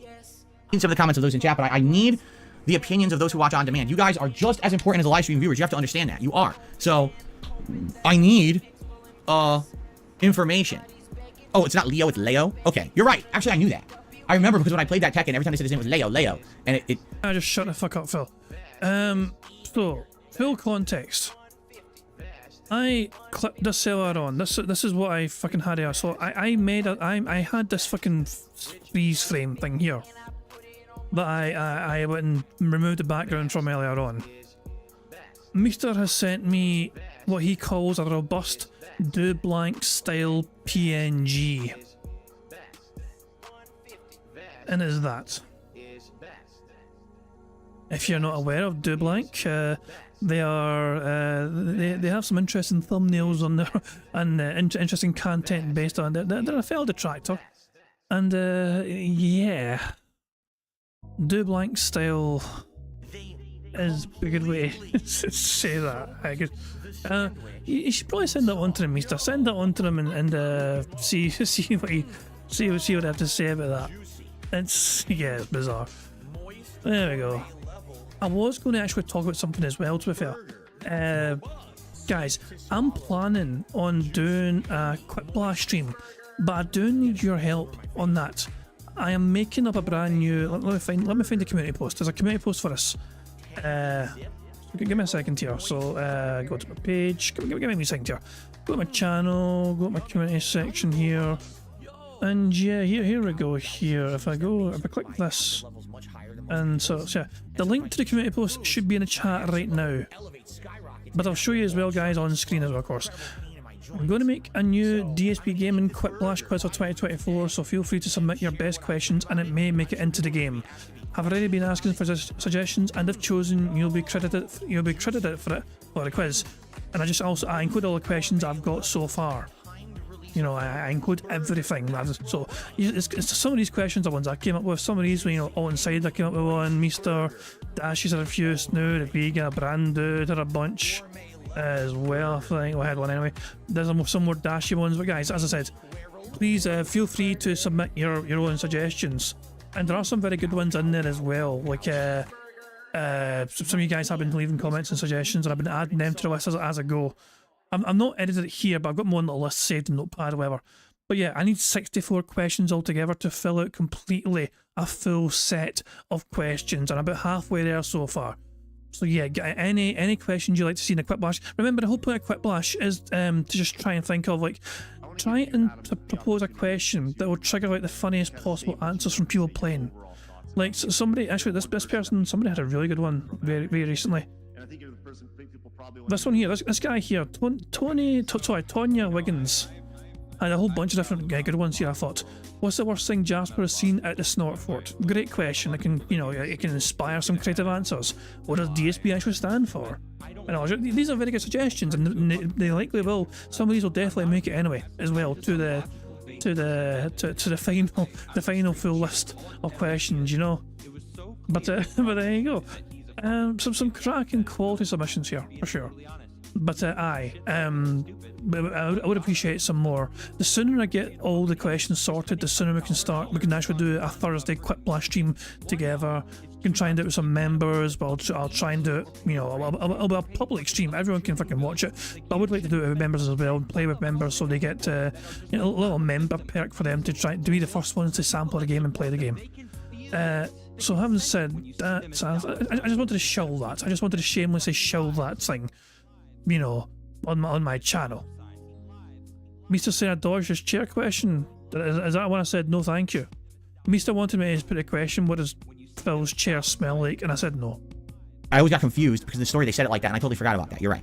Anyway, so I need your feedback. What do we do about this whole JRPG situation, right? It seems like whenever I play an RPG that's not Western-based or Western-developed, we run into the same problem. And the thing is, I want to get to the better parts of Like a Dragon. I want to unlock the Dondoko Island, but it seems like it's going to take me weeks. I don't know what to do, right? So anyway, please give me your thoughts, all right? Anyway, that's the schedule. And I want to say thank you to everyone who's supporting right now and helping because, like I said, this is the end of the month right now. And for me, right now, this has been a very rough month. I went from a really great month of performance and earnings and everything in December to a month where literally everything's good. The views are fine. Everything is fine, but I have way less income because basically memberships don't count for anything anymore, right? I'm getting nothing from memberships because they were all gifted. So if you were someone who was a member and got a gifted membership, or if you were someone who normally would have come by and say, hey, I'm going to give some memberships to the community to help out this month, but you notice that there's so many members, it wouldn't really affect anything, please consider contributing in another way. Because right now what's happened is that didn't happen. All those contributions that would have been memberships don't count anymore, and now I'm way down on revenue with only a few days left in the month, right? Now someone made a suggestion yesterday, I think it was Sarah. She said, well, this is the case, which sounds like, you know, it's truthful what I'm saying. Why not do a special event? Why not do a special fundraiser to make up for the lost membership revenue? Because I want to do that. That's what I used to do years and years ago. Back when I was in the midst of a bankruptcy and everything was going awfully for me behind the scenes financially, I would do, oh my God, we got to do a special fundraising stream with goals set and everything. You know, those days are long behind me and I want to keep them behind me. I don't want to go 2 steps forward, 10 steps back, right? I don't want to be that guy. It's like the Begathon, right? I don't. If I do a marathon special event, I want it to be that. A marathon special event that we're doing for fun. Not because there's some underlying financial reason that I have to do it. I love the fact that he actually said the words begathon. He actually said the word begathon. But Phil, doesn't Phil understand that the majority of the internet perceives his marathon streams as extra big segments? Like, if he doesn't get the support he thinks he deserves from doing these marathon streams, he will guilt trip the audience. He has a certain expectation of the money he thinks he should be receiving those particular fucking days. And he will remind his audience that support's been slow if the support is not forthcoming. To me, that's a begathon. Right? I don't think that that's very fun for anyone. That, oh, we gotta come to the stream and people gotta start throwing money around. That, you know what I mean? That's shitty. And I know that. And I knew that back then too. But I needed. Yet you still did it because you're a fucking scummy piece of shit. Well, January's slow for everyone. Look, I'm gonna, like, even though, so I want to fucking reiterate, this is not a fact, this is not important, okay? Most YouTubers, most content creators will make less in January than they will in December. Okay? Based off ad revenue or whatever, or just whatever support in general for January or whatever. I'm making like half, you know, my money for, you know, for January will be like more than half of what it was, you know, half less than it was in December. But that's not important. That's the point I want to make. I'm not going to fucking, like, you know, like, still go, we're not continuing bingo until the fucking support picks up. Fuck off. Fuck off. No. You'll get some good months, you'll get some bad months. That's the way it's always been. And I'm always grateful for anything I can fucking get. To do that to survive. Thankfully, I don't have to do that to survive anymore. But then when I have a month like this, it's like, I'm between a rock and a hard place. What the hell do I do? Right? Beg some more and yell at your audience. So again, I urge you. If you're someone who likes my content, if you like this new stuff that I'm doing, if you like all the effort I'm putting in, if you like the fact that I'm listening to your feedback, I'm trying to do what you want, please support my content in any way you can. Right? Any way. Help. Nope. A legit membership or gifted membership to the community, a tip, a super chat, a super thanks, anything would help right now in any form. You know, I have 3 different channels you can do them on. You know what I mean? You can become a member on any channel. You can do a super thanks on any video that's eligible, meaning it's not copyright claimed, right? But yeah, anything, guys, please.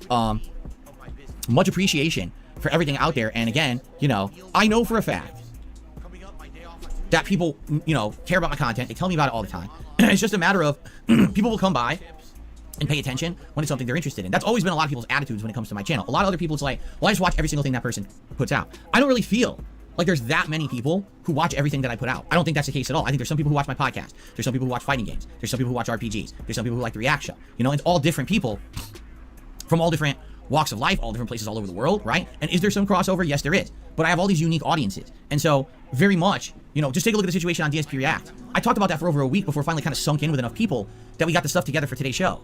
You know?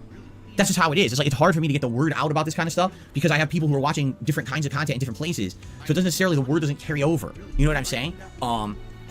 It's just, you know, again, I don't want to sit here on every stream that I do and say, hey guys, so just so you know, because these memberships are fake or phony, I'm down on revenue and can you help me? I don't want to do that every hour of every stream. You know, I bring it up now and I'll probably bring it up like one time during the react show and that's it. I don't want to sit here and just talk about it all day. I get exhausted. I'm tired of it. I hate doing it.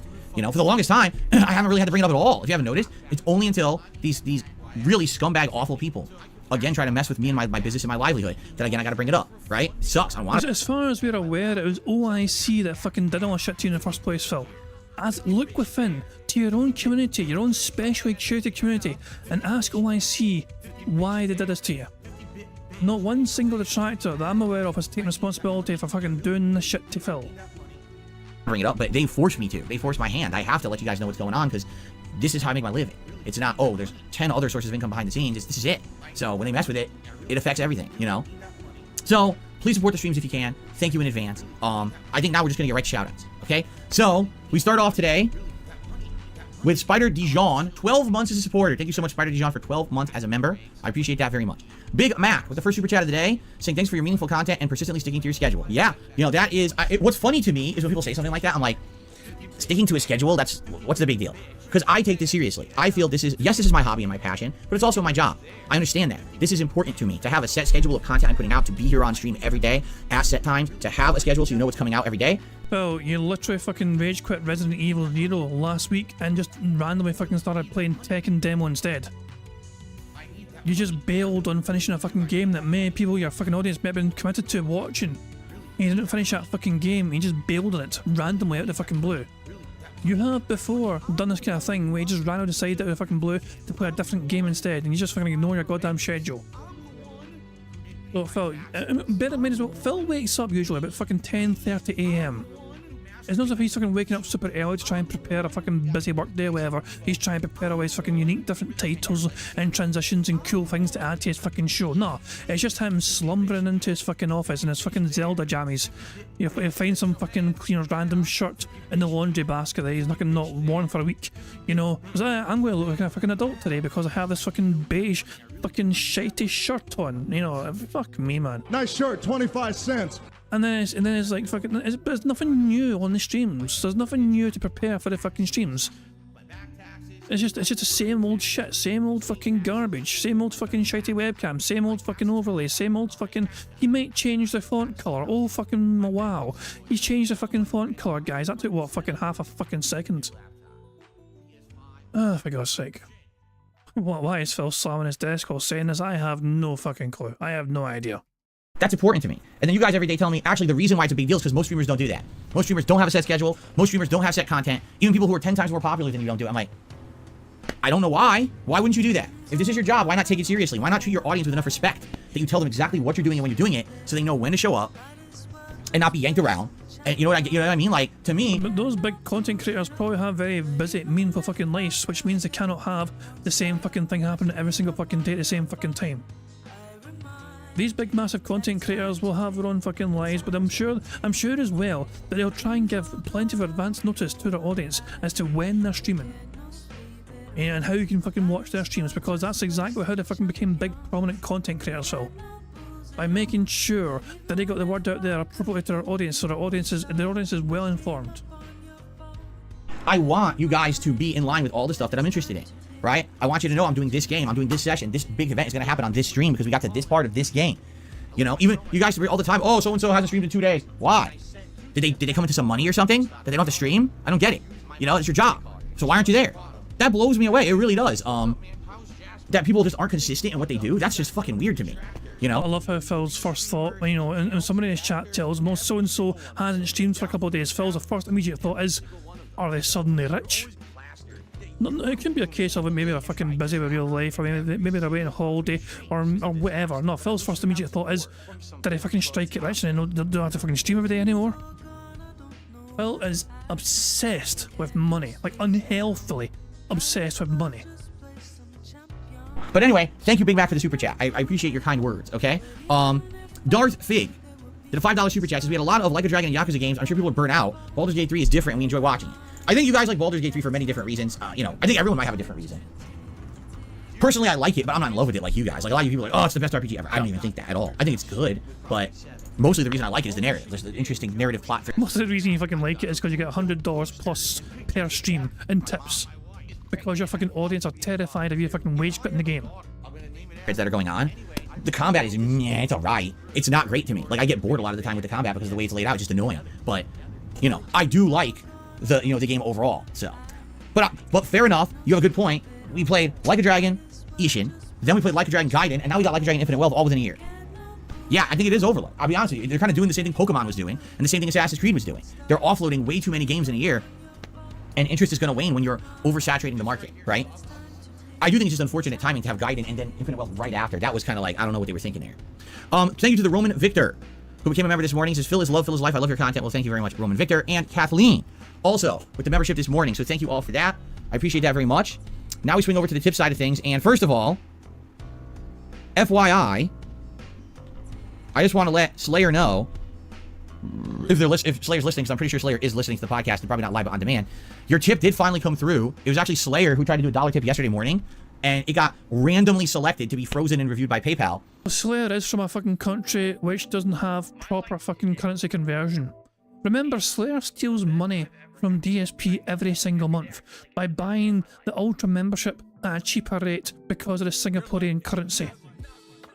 So, yeah. Remember, Slayer is denying Phil those precious extra few fucking dollars by buying, you know, that's it, it's criminal. Slayer is a goddamn criminal stealing Phil's precious fucking dollars, just like that. Also, Phil burped again. We have our second free space of the game. We are technically 2 away from a full house. And it got released this morning. So that dollar tip did count. All right, so I guess we'll count it for this morning. But in the meantime, Slayer had tipped another $1, and that one went through and didn't get flagged for review. So like I said, it really is just a random selection process by PayPal when they do that. Again, like you're at airport security, and you're going through the airport, and all of a sudden a guard flags you and says, hey, just so you know, you're the randomly selected person to be screened. You got to come to the side. It's just luck of the draw. It doesn't necessarily mean there was anything wrong with your contribution. It's just luck of the draw. So Slayer did a second dollar tip this morning and says, I want to check if you read the tip message I sent yesterday. No, because it was flagged. Because it's flagged, I don't get to see the tip message. He says, in Like a Dragon Infinite Wealth, I am now about 11 and a half hours in. I've done a lot of the side missions. Some of them lead to their own interesting minigames. I'm still in Chapter 3 and Level 12, but I'm enjoying the game a lot. So there you go. And you know what? That's about the level I think that my wife is at as well. You know, she's in Hawaii, still in Chapter 3, running around doing side quests and stuff, and she's telling me she's having a blast. You know, so once you get to that point, the game sounds great, but you need to get to that point, and that's what we're working on. So, cool. Thank you, Slayer. I received a $5 tip from Anso Kamaru. All right? And I want to see what they have to say. They basically say they respectfully disagree with me. Well, there's no way you can respectfully disagree. You either completely agree with me, you're on my side, or else you're against me. I'm just kidding, by the way. That's a complete joke. It appears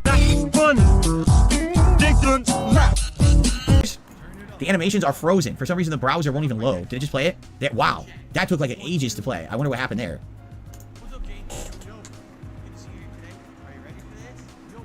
Right?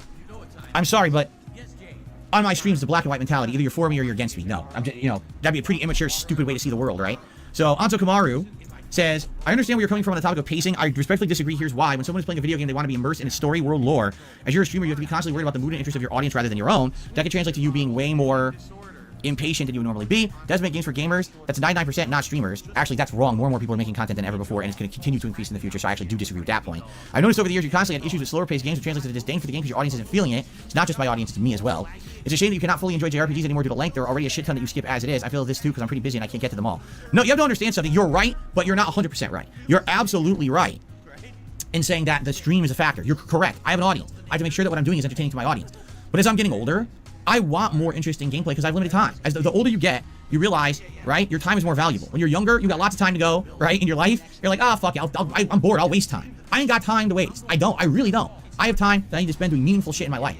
And if I'm sitting here and the first 5 hours of a game is a cutscene, that's not meaning of use of my time. Get me immersed in your game first. Get me hooked on a good game with good gameplay elements, interesting, funny, good stuff. Then explain the story to me. Don't bombard me with cutscenes right from the get-go. And that goes for any video game. I want to see the game first, be hooked on the good parts of your game first, then tell me the story that makes me continue to want to play it. Not story.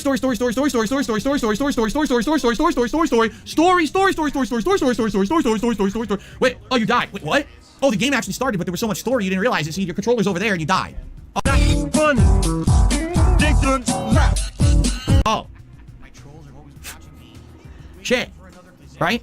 So, again, it's about balance, right? Because I don't think ultimately if it's a game that's all gameplay too, I want a good story. I want both, right? So that's the thing. I want a good balance of both. And I think that's a problem that a lot of game developers are currently having in the modern era. They don't have the balance. They're either really good at one or really good at the other, and they don't have that pacing and balance. And by the way, this is what's funny. You understand that I criticize all games equally. Like, the game that had the same problem was The Last of Us 2. The pacing was atrocious.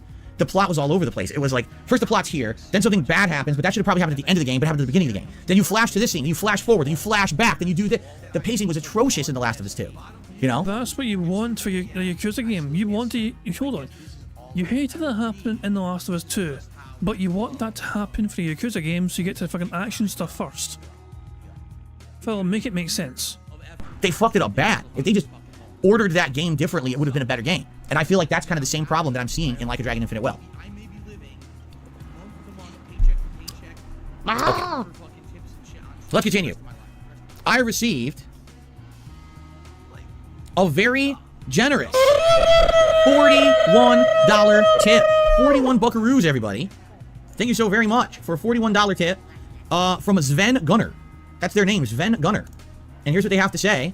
Time flies. It's been a year since I started watching your streams. They're now part of my daily routine. All the best to you and your family. Well, thank you so much to Sven Gunner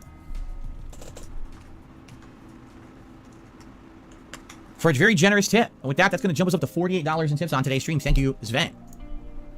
And cheers to you. I'm glad that you're enjoying the stuff. Happy year anniversary. I received a $2.25 contribution from Mr. Buffy Nipples. Why didn't you play Prince of Persia? Because I didn't have time. It was a 25-hour Metroidvania that released in the middle of January when you guys had already had me start Baldur's Gate 3 and I had other new releases right on the horizon. There's no time for it. Again, I keep telling you, my time is valuable and I'm getting pulled in so many directions these days. I don't have time to play these more minor releases, and Prince of Persia is a very minor release in the scheme of things. Although the games media overblown praised it because there was no other games out at the time, right? You notice now that now new releases are hitting, no one's talking about it like it never existed. This is what happened with Hi-Fi Rush too. It's a situation where there's a game that comes out and it's good, but it's not necessarily like, oh my god, jaw-droppingly, groundbreakingly great, but it's good, it's a good game. And all the media covers it like it's the bee's knees. Oh my god, it's so amazing, game of the year contender, da, da, da. And then another game comes out and it's like, huh? No one ever, what are you talking about? Wait, what game huh? What's Hi-Fi Rush? I never heard of that. Right? That's what happens, Early on in the year, you get games that get highlighted for like a minute. And then I have a feeling, remember, 1 minute, what? So Phil has not read out 1 Minute Man's tip yet, but he's priming the gunner glasses. You can actually see him priming the gunner glasses. Like he knows here. Look at this shit. Never heard of that. Right? That's what happens, Early on in the year, you get games that get highlighted for like a minute. And then people forget they ever existed. And I think that's what's happening with Prince of Persia, is that it's just a game that, it's not a bad game, don't get me wrong. It looked great in the previews and everything that I watched. But the moment they were like, oh yeah, it's a 25-hour-long Metroidvania. And I was like, well, when am I going to play that? It comes out like right before the other new releases of the month. There's no way that I'm going to beat it before then, What can you do? So, I skipped it. Like I said, if you guys want me to go back to it at some point later in the year, there's definitely going to be periods of downtime where there's going to be things, no games coming out or whatever. And if you guys wanted to see me play a game like that, then I would absolutely consider it. But as of now, I just don't have the ability to. Okay? Okay. Cool. I received a $4.20 tip from Adam. He said, this is Adam Theory. I'm excited for your React stream. This is the first week I've submitted a video for it. Oh, cool. Well, I look forward to doing the React stream every week. It's a good variety for my content, for sure. I love the show. And I'm excited to see what people submitted this week. I'm assuming you probably went to the submissions tier and you put it into the thread there, in which I do a randomized playlist. So we'll see if we get to your video this week or not. If not, don't be disheartened. If you remember, you got 4 weeks where you get a chance to be watched. But the thing is, I would say chances are increased right now for people's videos to be watched, only because, I think this week there's like 10 to 12 Ultra member submissions, and then there was like 20-something standard member submissions. Oh, so we have numbers now. The total number of members Phil received, essentially, was... Well, it already had 2 Ultra members anyway beforehand. So, hold on, what was that number again? I think this week there's like 10 to 12 Ultra member submissions, and then there was like 20-something standard member submissions.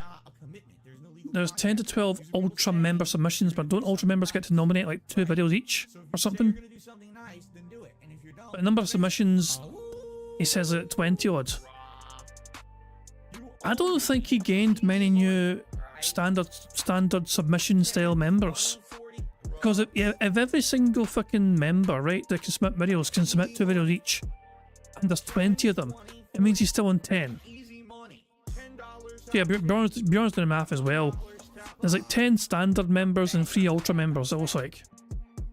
That's what it sounds like to me. That Phil got 13 different people, essentially.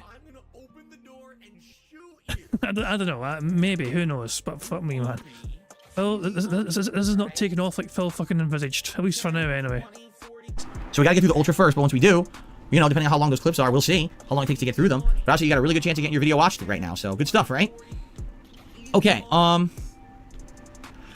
received a $25 tip from 1 Minute Man. I think you should make Baldur's Gate 3 your main game. Well, 1 Minute Man, of course you say that, because you're a huge fan of Baldur's Gate, right? You've been there all along, you've been giving me tips and pointers and talking about the game, so I totally understand your perspective.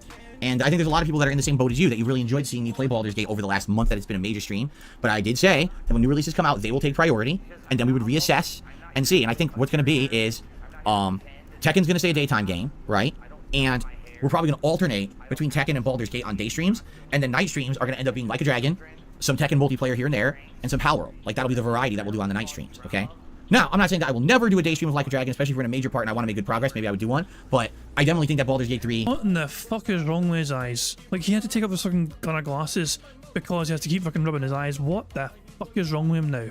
Has been working as a day stream. You got a crowd that shows up for it, that supports it, so it makes sense to have it in the rotation and keep going with it. Plus, I'm 60 hours in, right? And if I downgrade it to a game that I'm only playing once or twice a week on a late stream, and I went from 9 to 10 hours a week to 4, and when are we going to finish this game? Thanksgiving? Maybe. Maybe we finish it over the turkey, right? I don't know. All right. So with all of that, guys, thank you so very much for your early support. Now, keep in mind, this carries over to the React show. Meaning, when we go to the React show, I'm not going to reset the goals. So if we happen to get a few more tips on the React show, we can see a silly hat at 100, maybe a vest at 150, depending on how the show goes, you know. It would be great to get that level of support today. I really need the help for the end of the month. Please. How far are we behind Phil? We're only behind Phil by about 14 minutes or so. But as far as I'm aware, this podcast is still going on. He's actually ending it right about now, but we're like fucking 15 minutes behind Phil. I'm going to let him cook. Consider it, all right? Outside of that, we just have a few more minutes. If anyone wants to do some Q&A, do you have any comments on anything that we talked about today? Is there anything that's going on that you want to talk about that I haven't mentioned today? All right? Please tag me in the chat and let's see what is on everyone's mind before we get ready to swap over to DSP Reacts. Okay. Expand Dong says, I think you should listen to your heart and change your philosophy to not force yourself to finish every game that comes out. There's no reason to unless you really love a game. The thing is, Expand Dong, I'm not playing games I don't like. Do you understand? Like, I pick the games that I think I'm going to particularly like and enjoy. Like by your... Seriously, by what you're saying, you're basically saying I never would have played Baldur's Gate 3. You understand that, right? Like, to me, Baldur's Gate 3 didn't look interesting, right? I didn't get it. I had no intention of playing it, and then people convinced me over a series of months to finally try it. So literally, by what you're saying is never listen to feedback or anything, just go with your heart. So I never would have played Baldur's Gate 3. So I think that would have been a bad choice, no? You see? I'm playing games that I want to play. I want to play Tekken. I want to play Like a Dragon. I want to play Sea of Stars, and I got to put that on hiatus for months. So, you see? And I told you that basically the way I see it is, sadly, I just don't have a connection with my audience when it comes to JRPG style games. I love them, and my audience just in general doesn't. And that's sad because I like them so much, you know? Did I ever play a Cat in the Hat game? No. No. If it came out around the time of the movie, I didn't even see the movie. I've never seen the Cat in the Hat movie with Michael Myers. Nope. Hold on. That's not what he was saying. What was he saying? He's literally saying, I'm going to read it again. Listen to your heart and change your philosophy. Don't force yourself to finish every game that comes out. There's no reason unless you really love the game. Again, I pick and choose games that I like. I don't waste time playing games that I don't like. Right now, every game that I'm playing, I'm enjoying. Every single one. I like a Dragon. I'm enjoying. I can't wait to get to Hawaii, where it's going to pick up and get more interesting. I like Tekken 8 right now. It's fun. I think Power World is a really cool, chill game. I'm enjoying hanging out with you guys when I play that. Like, everything I'm playing, I like, so I don't get the point. What game am I forcing myself to play that I don't like? I'm lost. Right? I don't get it.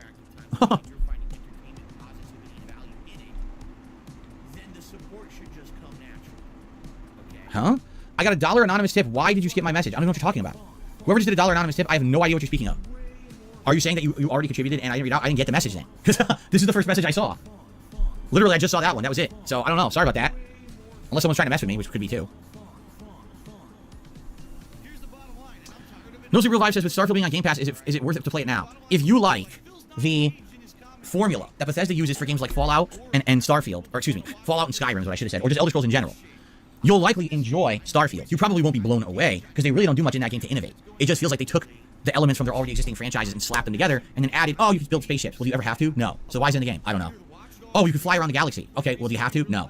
You can explore planets. Do you have to? No. Building bases on planets? No. Don't need to do that. How about crafting and upgrading weapons? No. Don't need to do that. Why is it in the game? I don't know. Just in there. So what I mean, that's how the whole game is. Every element that's good in the game has already been done in another Bethesda game. If you're okay with that, then play it. But if you're looking for, oh, the next hot IP, innovation, and new stuff, there's zero of that. Literally zero. It feels like all the games you've already played already.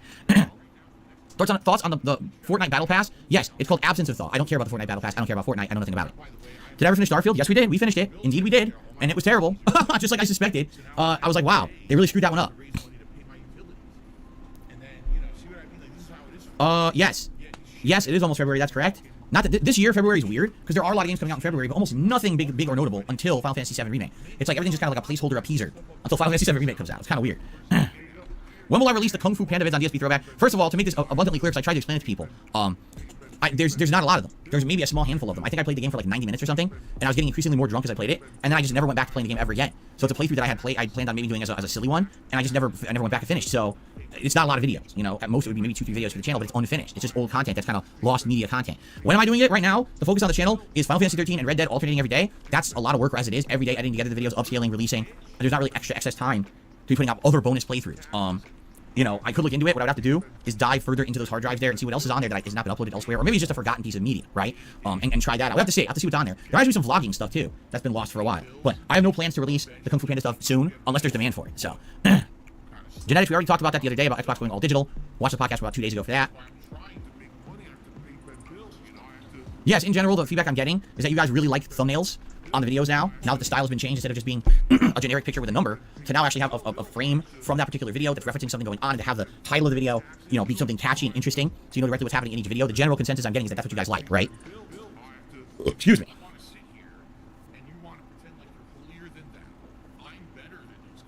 By the way, I do want to say this. FYI, and I'm going to say this on the React channel as well. FYI, as you know, I make the playlist for the React show the night before. So if anyone posted anything up between last night and this morning, I didn't see it, and it's not going to be on the show. You do have to get your video nominations up the day before the end of my final stream, because at the end of my night stream, that's when I do the playlist. That's when I did it last night. I have no idea if anyone, I haven't even looked, but if anyone posted up, yeah, it ain't going to be in there, and there's nothing I can do about that. You got to be, you know, doing it before, you know, the night before. Like I said, it's always been the rule of thumb. But I will mention that over on the channel as well.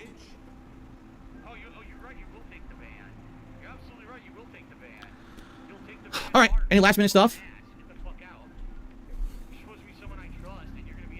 As a kid, did I ever have plans on the weekends? Depends. Depends on how old I was, who were my friend group at that time. I mean, in general, when I was a kid, is spanning a long time, right?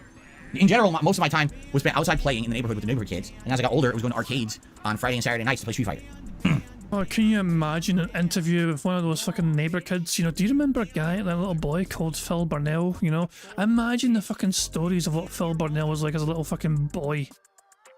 You know, oh my fucking god, the gold dust, the potential gold dust that could fucking have been from that shit. Kathleen, I'll see you tonight for Tekken 8. Sounds good. Cool. Why don't I do a stream where people tip and send me video clips to watch? Very simple answer to that one. You can't screen videos on the fly like that. Like, for example, if I had a team of editors and people working with me who would screen content on the fly during the live stream, then I could do it. But I'm a one-man show. Who, you know, I can't just have people send me random clips and I hit it on the stream and it's something fucked up. And now I get into trouble because I watched a random clip on the stream, didn't know what it was, right? You gotta understand that there's a lot of people out there that don't like me. So imagine someone sends me like a $20 tip. Oh, here's a clip. I click on it, it's fucking nudity or something. Or, you know, gore, murder, and I get fucking banned. You know, so I can't do that. Again, if I had a screening team of people who I could employ to do it, because big streamers do that. They actually have people working with them on a stream, and they'll screen clips coming in and send them the good ones, the clean ones, to watch. I don't have that.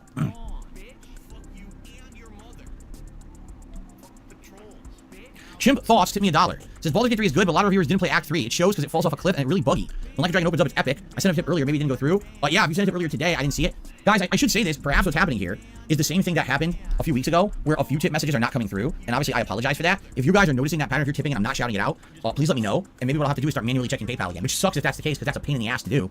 But hopefully, that's Which is a pain in the arse to do. You just log into fucking PayPal and check what's fucking Phil. It is not a pain in the arse to manually check your fucking PayPal. It's a very quick process. You log in quickly and you fucking see what's come through. not the case. But I just saw this tip, so thank you for that.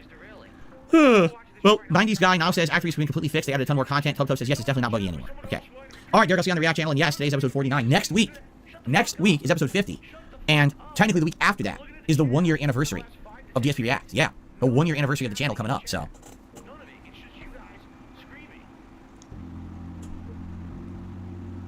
Will I go back to playing Call of Duty right now? No, but I always have it as a possibility for variety. Like I said, that's one of the possibilities we're thinking about for the Super Bowl event, to just do like a one-off multiplayer for like an hour. I'll be drinking, so I'll be buzzed trying to play Call of Duty, which would be pretty funny actually. You know, that's something that I would consider for that, but it's not something that I'm gonna have majorly in the schedule. Right now already, I don't have enough time to play all the games that I'm playing now. So no, I'm not gonna be interjecting other stuff into there too. Okay. As I've already said, Sea of Stars is on hiatus and will resume. Many years later. Wow. Many weeks later. We're definitely gonna get through at least probably, you know, a couple of months, I would think, before it comes back. Because like I said, I want to bring back Sea of Stars when I have time to dedicate to it. When I have time to sit down and have it and be in the rotation regularly. Not, oh, I play it once in a blue moon. I want to have it consistent progress. So we're gonna wait for that. Okay. All right. By the way, Sir Ed Sheeran, I don't know if you know because you weren't here last night. Your tip from the day before cleared. So I actually did count it on that stream and gave you a shout out, but it cleared when you weren't here, I think. So you might not have been aware, but it did go through. So thanks for that. All right, guys. Let's end the show. And remember what happens is you're going to see a pop-up on your screen when the show ends that says, hey, everybody, head over to DSP Reacts for a fun React show. And I hope that you will do that. The show should be fun today. A lot of interesting variety, right? And thank you for a great podcast. Thank you for your feedback. The feedback, remember, I'm looking for. What to do about JRPGs in the future. Do I play them? Do I skip them? Do I play them more reservedly? What do we do with Like a Dragon? Do I continue to play it more? Do I play it less? Do I downgrade it to night streams? Do I bring Baldur's Gate back as a day stream? Like, well, I need to know your opinions on this because that feedback is going to help me do the right thing. So please give me your feedback. I'm very excited to hear from you on these topics. Oh, I'm stretching, sorry. All right, and I hope to see you over on the React channel. If I don't see you, we'll be safe. And tomorrow, I'm sure I'll be talking all about not only the React show, but how my second multiplayer stream with Tekken 8 went and more. Okay? Thank you guys very much for a great show. I'll see you tomorrow. Okay, guys, let's swap over and get ready for the React show, shall we? So, first thing I need to do is I need to do the React pop-up messages. I need to get rid of the YouTube pop-up messages. I need to put the React logo on the screen, which I have to find because I keep... That's not it. It says intro. Where's the logo? There it is. Aha. Right, I need to make sure that I'm centered on the screen here. Which, the camera's off. Camera's incorrect. Let's fix that. Okay. There we go. All right. So, everyone, thank you. Oh, by the way, a tip came in. I'll shout that out over on DSP Reacts. Okay, whoever just tipped, I'll shout that out over there. It's still gonna count towards that stream anyway. It's fine. Okay, let's break. This will be like just a few minutes break for me to swap over to the React channel, and you're gonna see on your screen a pop-up here that's gonna say, "Hey, head over to the React channel." You know where everyone's going. I'm gonna take a few minutes break to not only set up and use the restroom, but I'm gonna come back by 1 p.m. Pacific time, and it's time for 3 hours of reacting over on that channel. All right, guys, thank you so very much, and I'll see you over there. Wait, he's taking a fucking like 22-minute toilet break. That's what it sounds like. It sounds like he's going to take a 22-minute toilet break. Well, I guess we can go to his React channel and see if he's back yet. No, let's have that fucking muted shit. So he's not back yet. He's away. So we only... So hold on. We can actually do this while Phil's away. Guys, we have 100 likes on the stream, which means we have unlocked another free space. But not only do we have another free space for the bingo card, but you guys have also unlocked the Bubbles animation, that Pixar animation, so very kindly made for us all to enjoy to celebrate 100 likes. So remember, keep an eye in the bottom right for Jasper to do his little bang bang thing.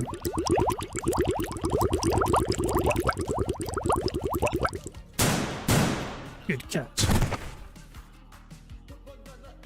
So guys, we're still playing bingo. Bingo is still a thing, and we only need one more thing. We have three free spaces. We've got the burps, we've got the snorts, and we've got the likes. So we only need one of these things to happen. Now Phil has had a good amount of support already. He might say the word positive when he comes back. Who knows? It's a possibility. He might ban somebody when he comes back because I've been messing around in chat. Who knows? He might again talk about how the memberships. He might say the word million. You don't know. We don't know. But there's still a bingo to play for. The game is not over until Phil starts recording for that React content. The game is still alive. That's the kind of point I'm trying to stress here. Now, Mister's claiming as well that he sent... Oh, for fuck's sake. Hold on. It's been a rough year. Why does Phil always have Mister has made this. Why does he have to mention if it's a slow day for contributions, and why does he have to bring that up? I mean, no. I'm not a fan. I'm not a fan. I am not happy with this whatsoever. This is cursed beyond belief. Not a fan. Not a fan. I'm closing it. Oh, Mister didn't make that. Dublanc Duvel did. Birds of a fucking feather. You two are separated at fucking birth, I imagine. Jesus Christ. Who knows? But yeah, not a fan. I must say that is extremely cursed. I must say. But yeah, Phil is apparently not back yet from his 22 planned minute bathroom break. Yeah, his shitty music still fucking going on. I guess we can enjoy the otters if they want to turn up. Where are they? Where are otters? Well, I guess I can randomly talk to you guys about my own life, of course. And all that shit. This is the boring part of the fucking show where I wait for Phil to get back. As you guys know, I returned to work. So I had my first full week of work being back at work, you know what I mean? So yeah, and it went alright. I think it went quite well indeed, you know what I mean? Got to the gym a few times and went and had a good workout before work. Done it twice last week. I was meant to do it on Friday, but I was still too sore from Wednesday, so I just gave myself a break. But yeah, I'm back at work tomorrow. And I plan to go to the gym in the morning before starting work again, getting used to the new routine. However, for the next couple of months anyway, at least, I won't be able to go into the office on Tuesdays because me and my partner are getting a new puppy. We decided today randomly, you know what I mean, but we've seen a puppy, it was available, my partner's ready. We recently lost a dog, as I said, like a couple of months back, it really broke her heart, but she's ready for a new dog, you know what I mean? So it's another little Jack Russell, and yeah. So yeah, we're looking forward to it. So tomorrow, I think it's happening very fucking fast. It's kind of bizarre. It's still sinking in, but we're getting a new puppy. tomorrow. And yeah, and the thing is, my fiance plans to go into work herself on Tuesdays, and and because of that, it's a case of, can I stay home on Tuesdays and you know, keep an eye on the pup. Thank you very much to D-Dog for gifting 5 memberships to the channel. Very kind of you indeed, D-Dog. So well done. Come the fuck There's in a and fuck the fuck notification there. off. Congratulations to the following people: Veloran, Bjorn, Mob Mama, Mike G, and Come the fuck in Redneck and fuck the Ogre. fuck off. Congratulations to all 5 of those. All 5 of those people who got members. Well done. And there we go. So thank you very much as well, D-Dog, for gifting 5 memberships. Very kind of you indeed. But yeah, I mean, it's, as I said, it's still... And yes, guys, as soon as we have pictures, I will show you the new puppy. But yeah, we're getting a brand new fucking dog. It's fucking fantastic. D-Dog's just saying puppy members. It's fantastic. Yeah, it's a Jack Russell. Yeah, the last dog as well was a mixture of Jack Russell and something else, you know. Like I still even have the pictures anymore. Like, hold on, give me a second here. If I go on my Twitter, I don't tweet a huge amount these days. So even if I go into my media, if there he is there. There's my old boy there. That's my old dog. So he's a mixture of Jack Russell and something else. He sadly passed away. He was like fucking 17 or something, 16 or 17. It's a fair age, you know what I mean? He's a good wee boy, you know. He's so cute. You know what I mean? So that was the old dog we had, but sadly passed away. He got so old, he was getting blind. He was a really good boy, you know, and it was very rough to lose him. There's no picture of him, a wee chew boy. It's like fucking smoking a pipe or something, you know. And that was a picture I used as well when I tweeted about it as well, you know what I mean? But yeah. But yeah, that's what I'm saying though, it's like, we know, people don't deserve dogs, you know, people do not deserve dogs. The dogs are too good for people, in my opinion, you know what I mean? But they're wonderful creatures, you know. Yeah, and yeah, we're getting our own brand new puppy, you know, together, and we don't know what we're going to call it yet. But we're not too sure. We're going to wait until, you know, we get a feel for his personality, and then we can think of, you know, names and all that jazz. So the people that own him right now, who are they're selling them, they by instinct called him Jack. Like, you called a Jack Russell Jack. You're just lazy bastards. Nah, we're not calling him Jack. nothing wrong with calling your dog Jack, but to me, it comes across as a bit lazy. No, so yeah, who knows what we're going to call it? When you get a feel for it, you know what I mean, get a vibe for his personality, and we come up with a name that way. So yeah. So that way, so I'll be home on Tuesdays essentially, working from home. So that wasn't the original plan, but yeah, I'll be sitting while working from home on Tuesdays for the foreseeable future. So obviously, so I can be here to kind of make sure Doug's okay, and get him out regularly, and just, you know, try and get him all trained up and all that jazz and everything else. But yeah, it's something, as I said, that came out of the blue. It's not like a long time in the fucking making, you know. It's just a case of, you know, my partner, she came, you know, talked to me earlier on, she's seen something online, and she's like, you ready for another puppy? And I was like, are you serious? Like, now? And it just fucking went a million miles a fucking minute. Live? Oh, Phil's live. Phil's live. He's back. Other way live. I'll just... Fish, Phil. Okay, here we go. We're back to playing bingo. Hey everyone, welcome to the stream. Just give me a second. I want to post up on X and also on the page here that we are live. And once I've done that, we'll talk for a tiny bit about, you know, how stuff's going. The update that we had to do to the channel this week and how successful it went, because it did go well, and we have a good amount of clips for today's show, thankfully. You know, it could have definitely gone other ways, but it actually ended up working out very well in that regard. I'm grateful for that. And then we'll get started. So hold on one second here.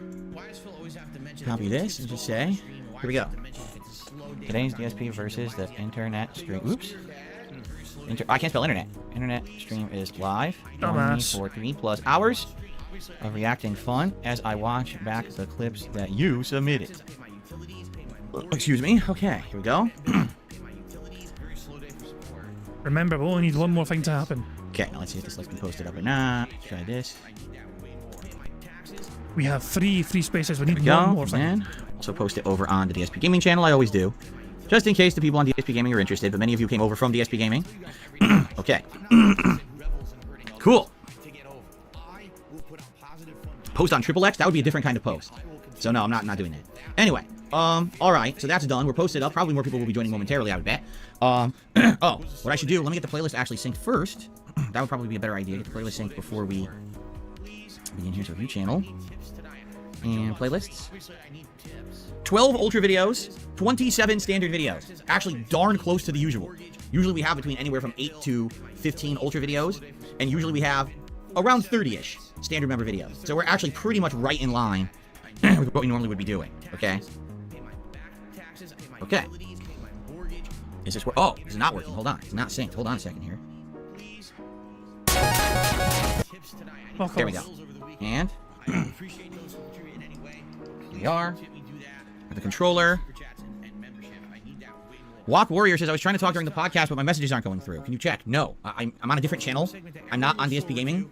I have no ability to check that. If you want me to check, you have to email me like everybody else at darksidephil@hotmail.com. You have to send me your channel URL, and then I will have to check it and see what happened. I don't know, but I can't answer that for you here. I'm on a different channel, not even logged into that account, quite frankly, so I can't see anything, okay? All right, guys. Welcome to DSP Reacts, and welcome to the weekly show. Oh, I have a quick shout out to do before we even start here. I got a $5 tip. Oh, I have the wrong pop-ups. Hold on. Not the wrong pop-ups, the wrong, leaderboard. Whoops. We're running out of speed up juice. We're out live. Isn't it Let's live, refresh DSP? this. No more speed up juice. Refresh. It's so slow.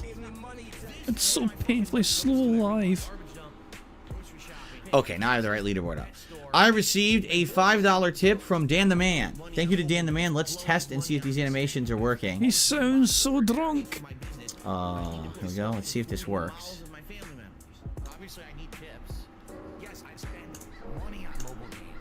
No. Okay, hold on. Am I logged into the right account? I do have React pop-ups enabled. Okay, hold on. Let me refresh. Oh god. This sucks. This sucks more than anything that's ever I'm sucked logged before. into DSP React. I click on this. Nothing. Okay, This let is me normal. try. Yeah, this is normal speed. This is normal speed, guys. This is what I try and Filter avoid event, showing you in so- bingos. I can't change it back. We have no Let's speed try up that. juice. Copy. We're live. Look at the red symbol down here. We're live. And I this is can't go React pop-ups. Let's do faster. this. Isn't as fast as I Paste. can go right now. Now let's test it again. Let's hit save. And This is why I pause and rant so much. not working, and I don't know why. Because it was working on the other channel. So I have no clue why it wouldn't be working here. I'm definitely logged in properly.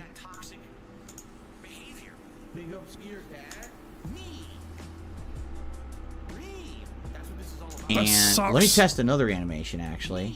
What if I go to a super chat?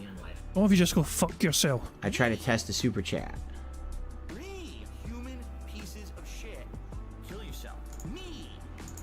Nope. For some reason, it's not working at all. I don't know why. I haven't changed any settings. I've changed no settings whatsoever. Zero. Yeah. So we might not have any pop-ups for this stream. I don't know why. Definitely they should be working and they're not. And I don't know if it's just the site's not working. What's weird is they were totally working on DSP Gaming. So in fact, you know what? Let's test something. Let me get rid of the React pop-ups. For fuck's sake. And let me actually just go back to the old pop-ups for the other channel. This sucks so much. And let's test them. Ready? So this is for this would be a test DSP Gaming pop-up. Works. So why would the pop-ups for DSP Gaming be working, right? But not for DSP React. See? So Dan the Man, you got your animation. It's actually officially on the wrong channel. It doesn't make any sense that that's the case. It totally should be working. For some reason it didn't. It literally is the same exact settings. Like I'm taking a look here. It's a much better situation. And I can tell you that from personal experience. Look at my Such quality content for his live audience. beautiful life. So if I get rid of that and I go over here, React pop-ups. So much better than what I had before. Why? Because I'm a positive person. That's why. I never would have gotten to where I am today if I just sat there. Okay. Constantly being negative, being angry, being upset, being jealous, crap. So this is the DSP gaming, and that's working. So I don't have to worry about that. Idiots actually do this and don't know this. So now I'm on the React channel. People just don't know. I want copy that. The weirdest thing about it is that they're totally different. Like the string is different, which makes no fucking sense at all. Like why would the string be different? I don't get that.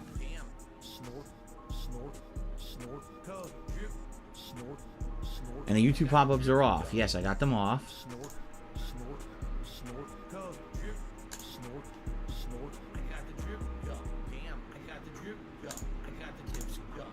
It's not working. It's broken.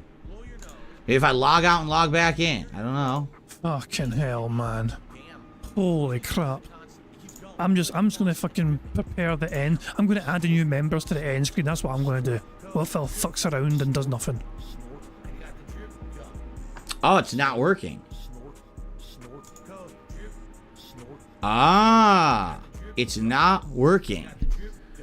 No shit, Sherlock. When I try to log in with YouTube, it doesn't work, which is bizarre. Why would it not work?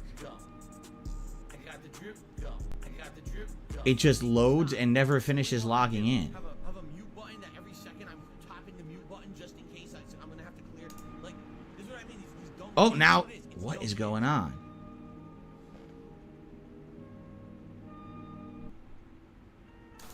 Now, what does the sugar do in the sauce? Add sweetness, adds a contrast. If you don't, it's all gonna be tartness. You won't have any. It's gonna be acidity from tomato. Okay, I think I know what happened. It did log out improperly, so it might work now. Stream saved. I think I know what's going on. I think I might have fixed it. We're Stream about to find saved. out. Okay, alert box. There we go. Are we going to have a stream saved? Are we going to have a pop-up on Phil's stream? My pop-ups are better. Let's try again. So, get rid of Plus, my that. pop-ups are Get rid of automated. that. Okay. I don't need to manually Copy. make my pop-ups go. Mine are automated. Save. I should have changed mine earlier on. Like, if I don't really get tips a whole lot, but when I do Okay, get now a we tip, test it. text-to-speech is enabled for tips. I went and brought that back because people enjoyed that before. So yeah, anything I tip, text-to-speech can do it Nothing. better. Phil doesn't. I guess I give up because I want to start the React he show. gave up. I guess I don't really care that much about the Broken. pop-ups. It doesn't care about the pop-ups. Fuck It's you, that they're not fans. working. I can track contributions and shout them out. I have no clue why the pop-ups would not be working. They totally should be, Maybe your channel's kind of problem. but they're Phil. not. Maybe YouTube have deep. So it is what it is? The React channel. Sorry that I can't have pop-ups today. I don't know what went wrong. It's not me. It's something to do with this. It's weird because the DSP gaming pop-ups work. But yeah, it tells me that tells me that there's maybe something actually gone wrong with your channel of DSP Reacts. Like maybe something has gone severely wrong, so you can't actually fucking maybe YouTube have done something to the channel because of some inflammatory content you've done or said. Who knows? No problem. But the DSP Reacts pop-ups will not work no matter what I try here. I'm sitting on it, everything's loaded, everything's here, everything should be working, and nothing does. It just sits there, it doesn't display. And again, it can't be a setting in OBS, because OBS is playing one version and not the other. So I guess fuck the pop-ups. Right? I don't know what's going on with those, that they're not loading. I guess what we could do, I could still play pop-ups for, not super chat, but, tips. So if any tips come in today, I can do pop-ups. I'll just do them through the DSP gaming page, I guess. That's possible. And, I will manually do shout-outs for anything else. So if anyone contributes in any way today, I will give you a shout-out, I promise you. Alright, I don't know why the pop-ups aren't working through that page. It's not a huge concern. We're back to live. Damn. So here's how I'll do it. I'll just do it from here. So I'm going to test this again. So if I do this, let's test. Test me, bitch. That works. And then let's test this. We only need one more thing. Let's say someone did a $10 super chat. How positive. So I can manually do them. It's just going to say DSP Gaming contributed. Alright, I can manually do them, right? There you go. If you are watching his shows and you're paying his bills, No, I disabled the gift pop-ups, correct, but I just manually, everything else is still on. I disabled the gift memberships, I didn't disable anything else. serious money. Yeah, I don't know, I have to look into it later. I mean, obviously I want to start the show. It's not a huge concern, I can manually do pop-ups. You're gonna give him $50 to pay his fucking bills? Nah, Thank you, Sarah. job. You keep your money. 7 months as a member here. So shout out to the community, I love you all. Thank you, Sarah, for that. Okay, is everyone ready to get started? I'll just manually do, if anyone does a super chat, if anyone does a tip, or anything like that, I'll manually do it between the parts, because remember, I gotta do it between the parts regardless. I don't do it during the live parts, I'll do it between each part here. Okay? Fair enough? Okay, let's get started, everybody. Here we go. Don't you fucking dare. Don't you fucking say something before you end. Here we go, so I can actually monitor the stream. Here we are. Don't you fucking dare. Hello, everyone! You fucking cunt. You fucking cunt. Phil, all I had to say one of these things, and he's fucking, we're one away. We're fucking one away. I'm gonna take off that, Burger, and that, burger, and that. burger. 5 in a row. That's concerning. We were one away from a goddamn full house. He couldn't fucking say positive. He couldn't say fucking million for some fucking reason. We endured fucking normal live DSP for that. Pain. Just pain. Absolute pain and suffering. Oh my god. As a shout, Brian, yeah, make sure you check your transcripts tomorrow just in case. It's a decent shout, for sure. I was gonna end on fucking otters, but then they've all fucked off. Why are you, oh my god. I better start seeing some otters in the next 5 seconds, or so help me. I will go to another otter channel. 5, 4, 3, 2, is there one over here? The water's getting a lot choppy over here all of a sudden. Is there some random otters on the right hand side because there's random choppiness of the water? Or do I need to fucking go to Vancouver?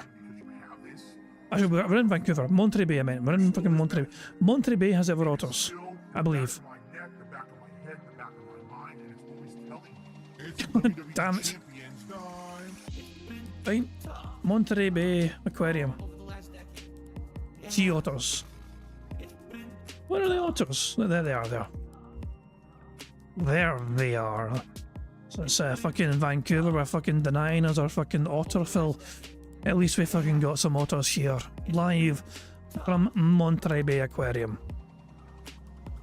So yeah, I'm gonna wrap things up there, guys. Bloody hell, man. So sadly we were short by 1 for a full house on a bingo, but it is what it is. You know, bugs, bingo mechanics, nothing we can do and all that jazz. We still had a fun time. I hope we all had a good time anyway. Hope we all had a fun time. And yeah, the aim of the game, of course, obviously, we try to get a full house. We're one away, but there's always tomorrow, as the old saying goes. So guys, I do hope you all enjoyed yourself. Hope you all enjoyed going over the bingo, whatever, you know. Hope you all enjoyed yourselves in the chats. Thank you for keeping the night in the card. Thank you for the contribution, super chats, and yeah, thank you, D-Dog, for gifting 5 members as well. Very kind of you indeed, good sir. I will return tomorrow, of course. I've got a very busy day ahead of myself tomorrow, but after I finish work and everything else, I will return home and we will have another meaningful, robust bingo session, and I'm sure that'll be fucking grand. But until then, guys, hope you all enjoy the rest of your weekend, however you wish to spend it, and I'll catch you all later. I'm going to end how it always ends, by notorious PIG contributions made by the supremely talented Pixar Animations. So, until tomorrow, catch you all later. Peace out. On September 14th, a pre-authorized payment of $16.51 from PayPal.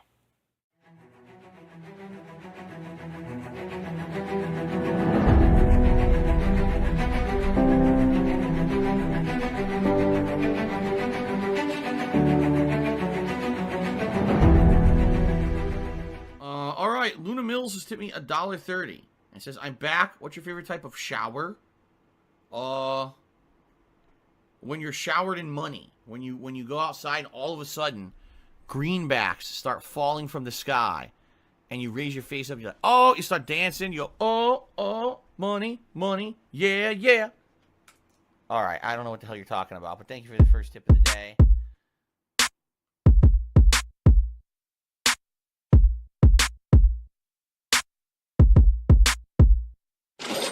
Money, money, yeah, yeah. Money, money, oh, money, money, yeah, yeah. Money, money, money, money, yeah, yeah. Money, money, oh, money, money, yeah, yeah. These contributions are mandatory.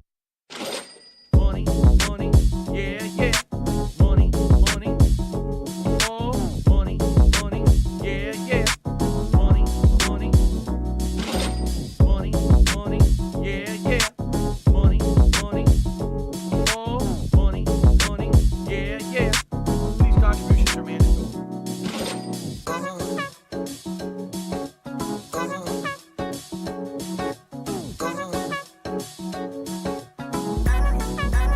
Show me the money.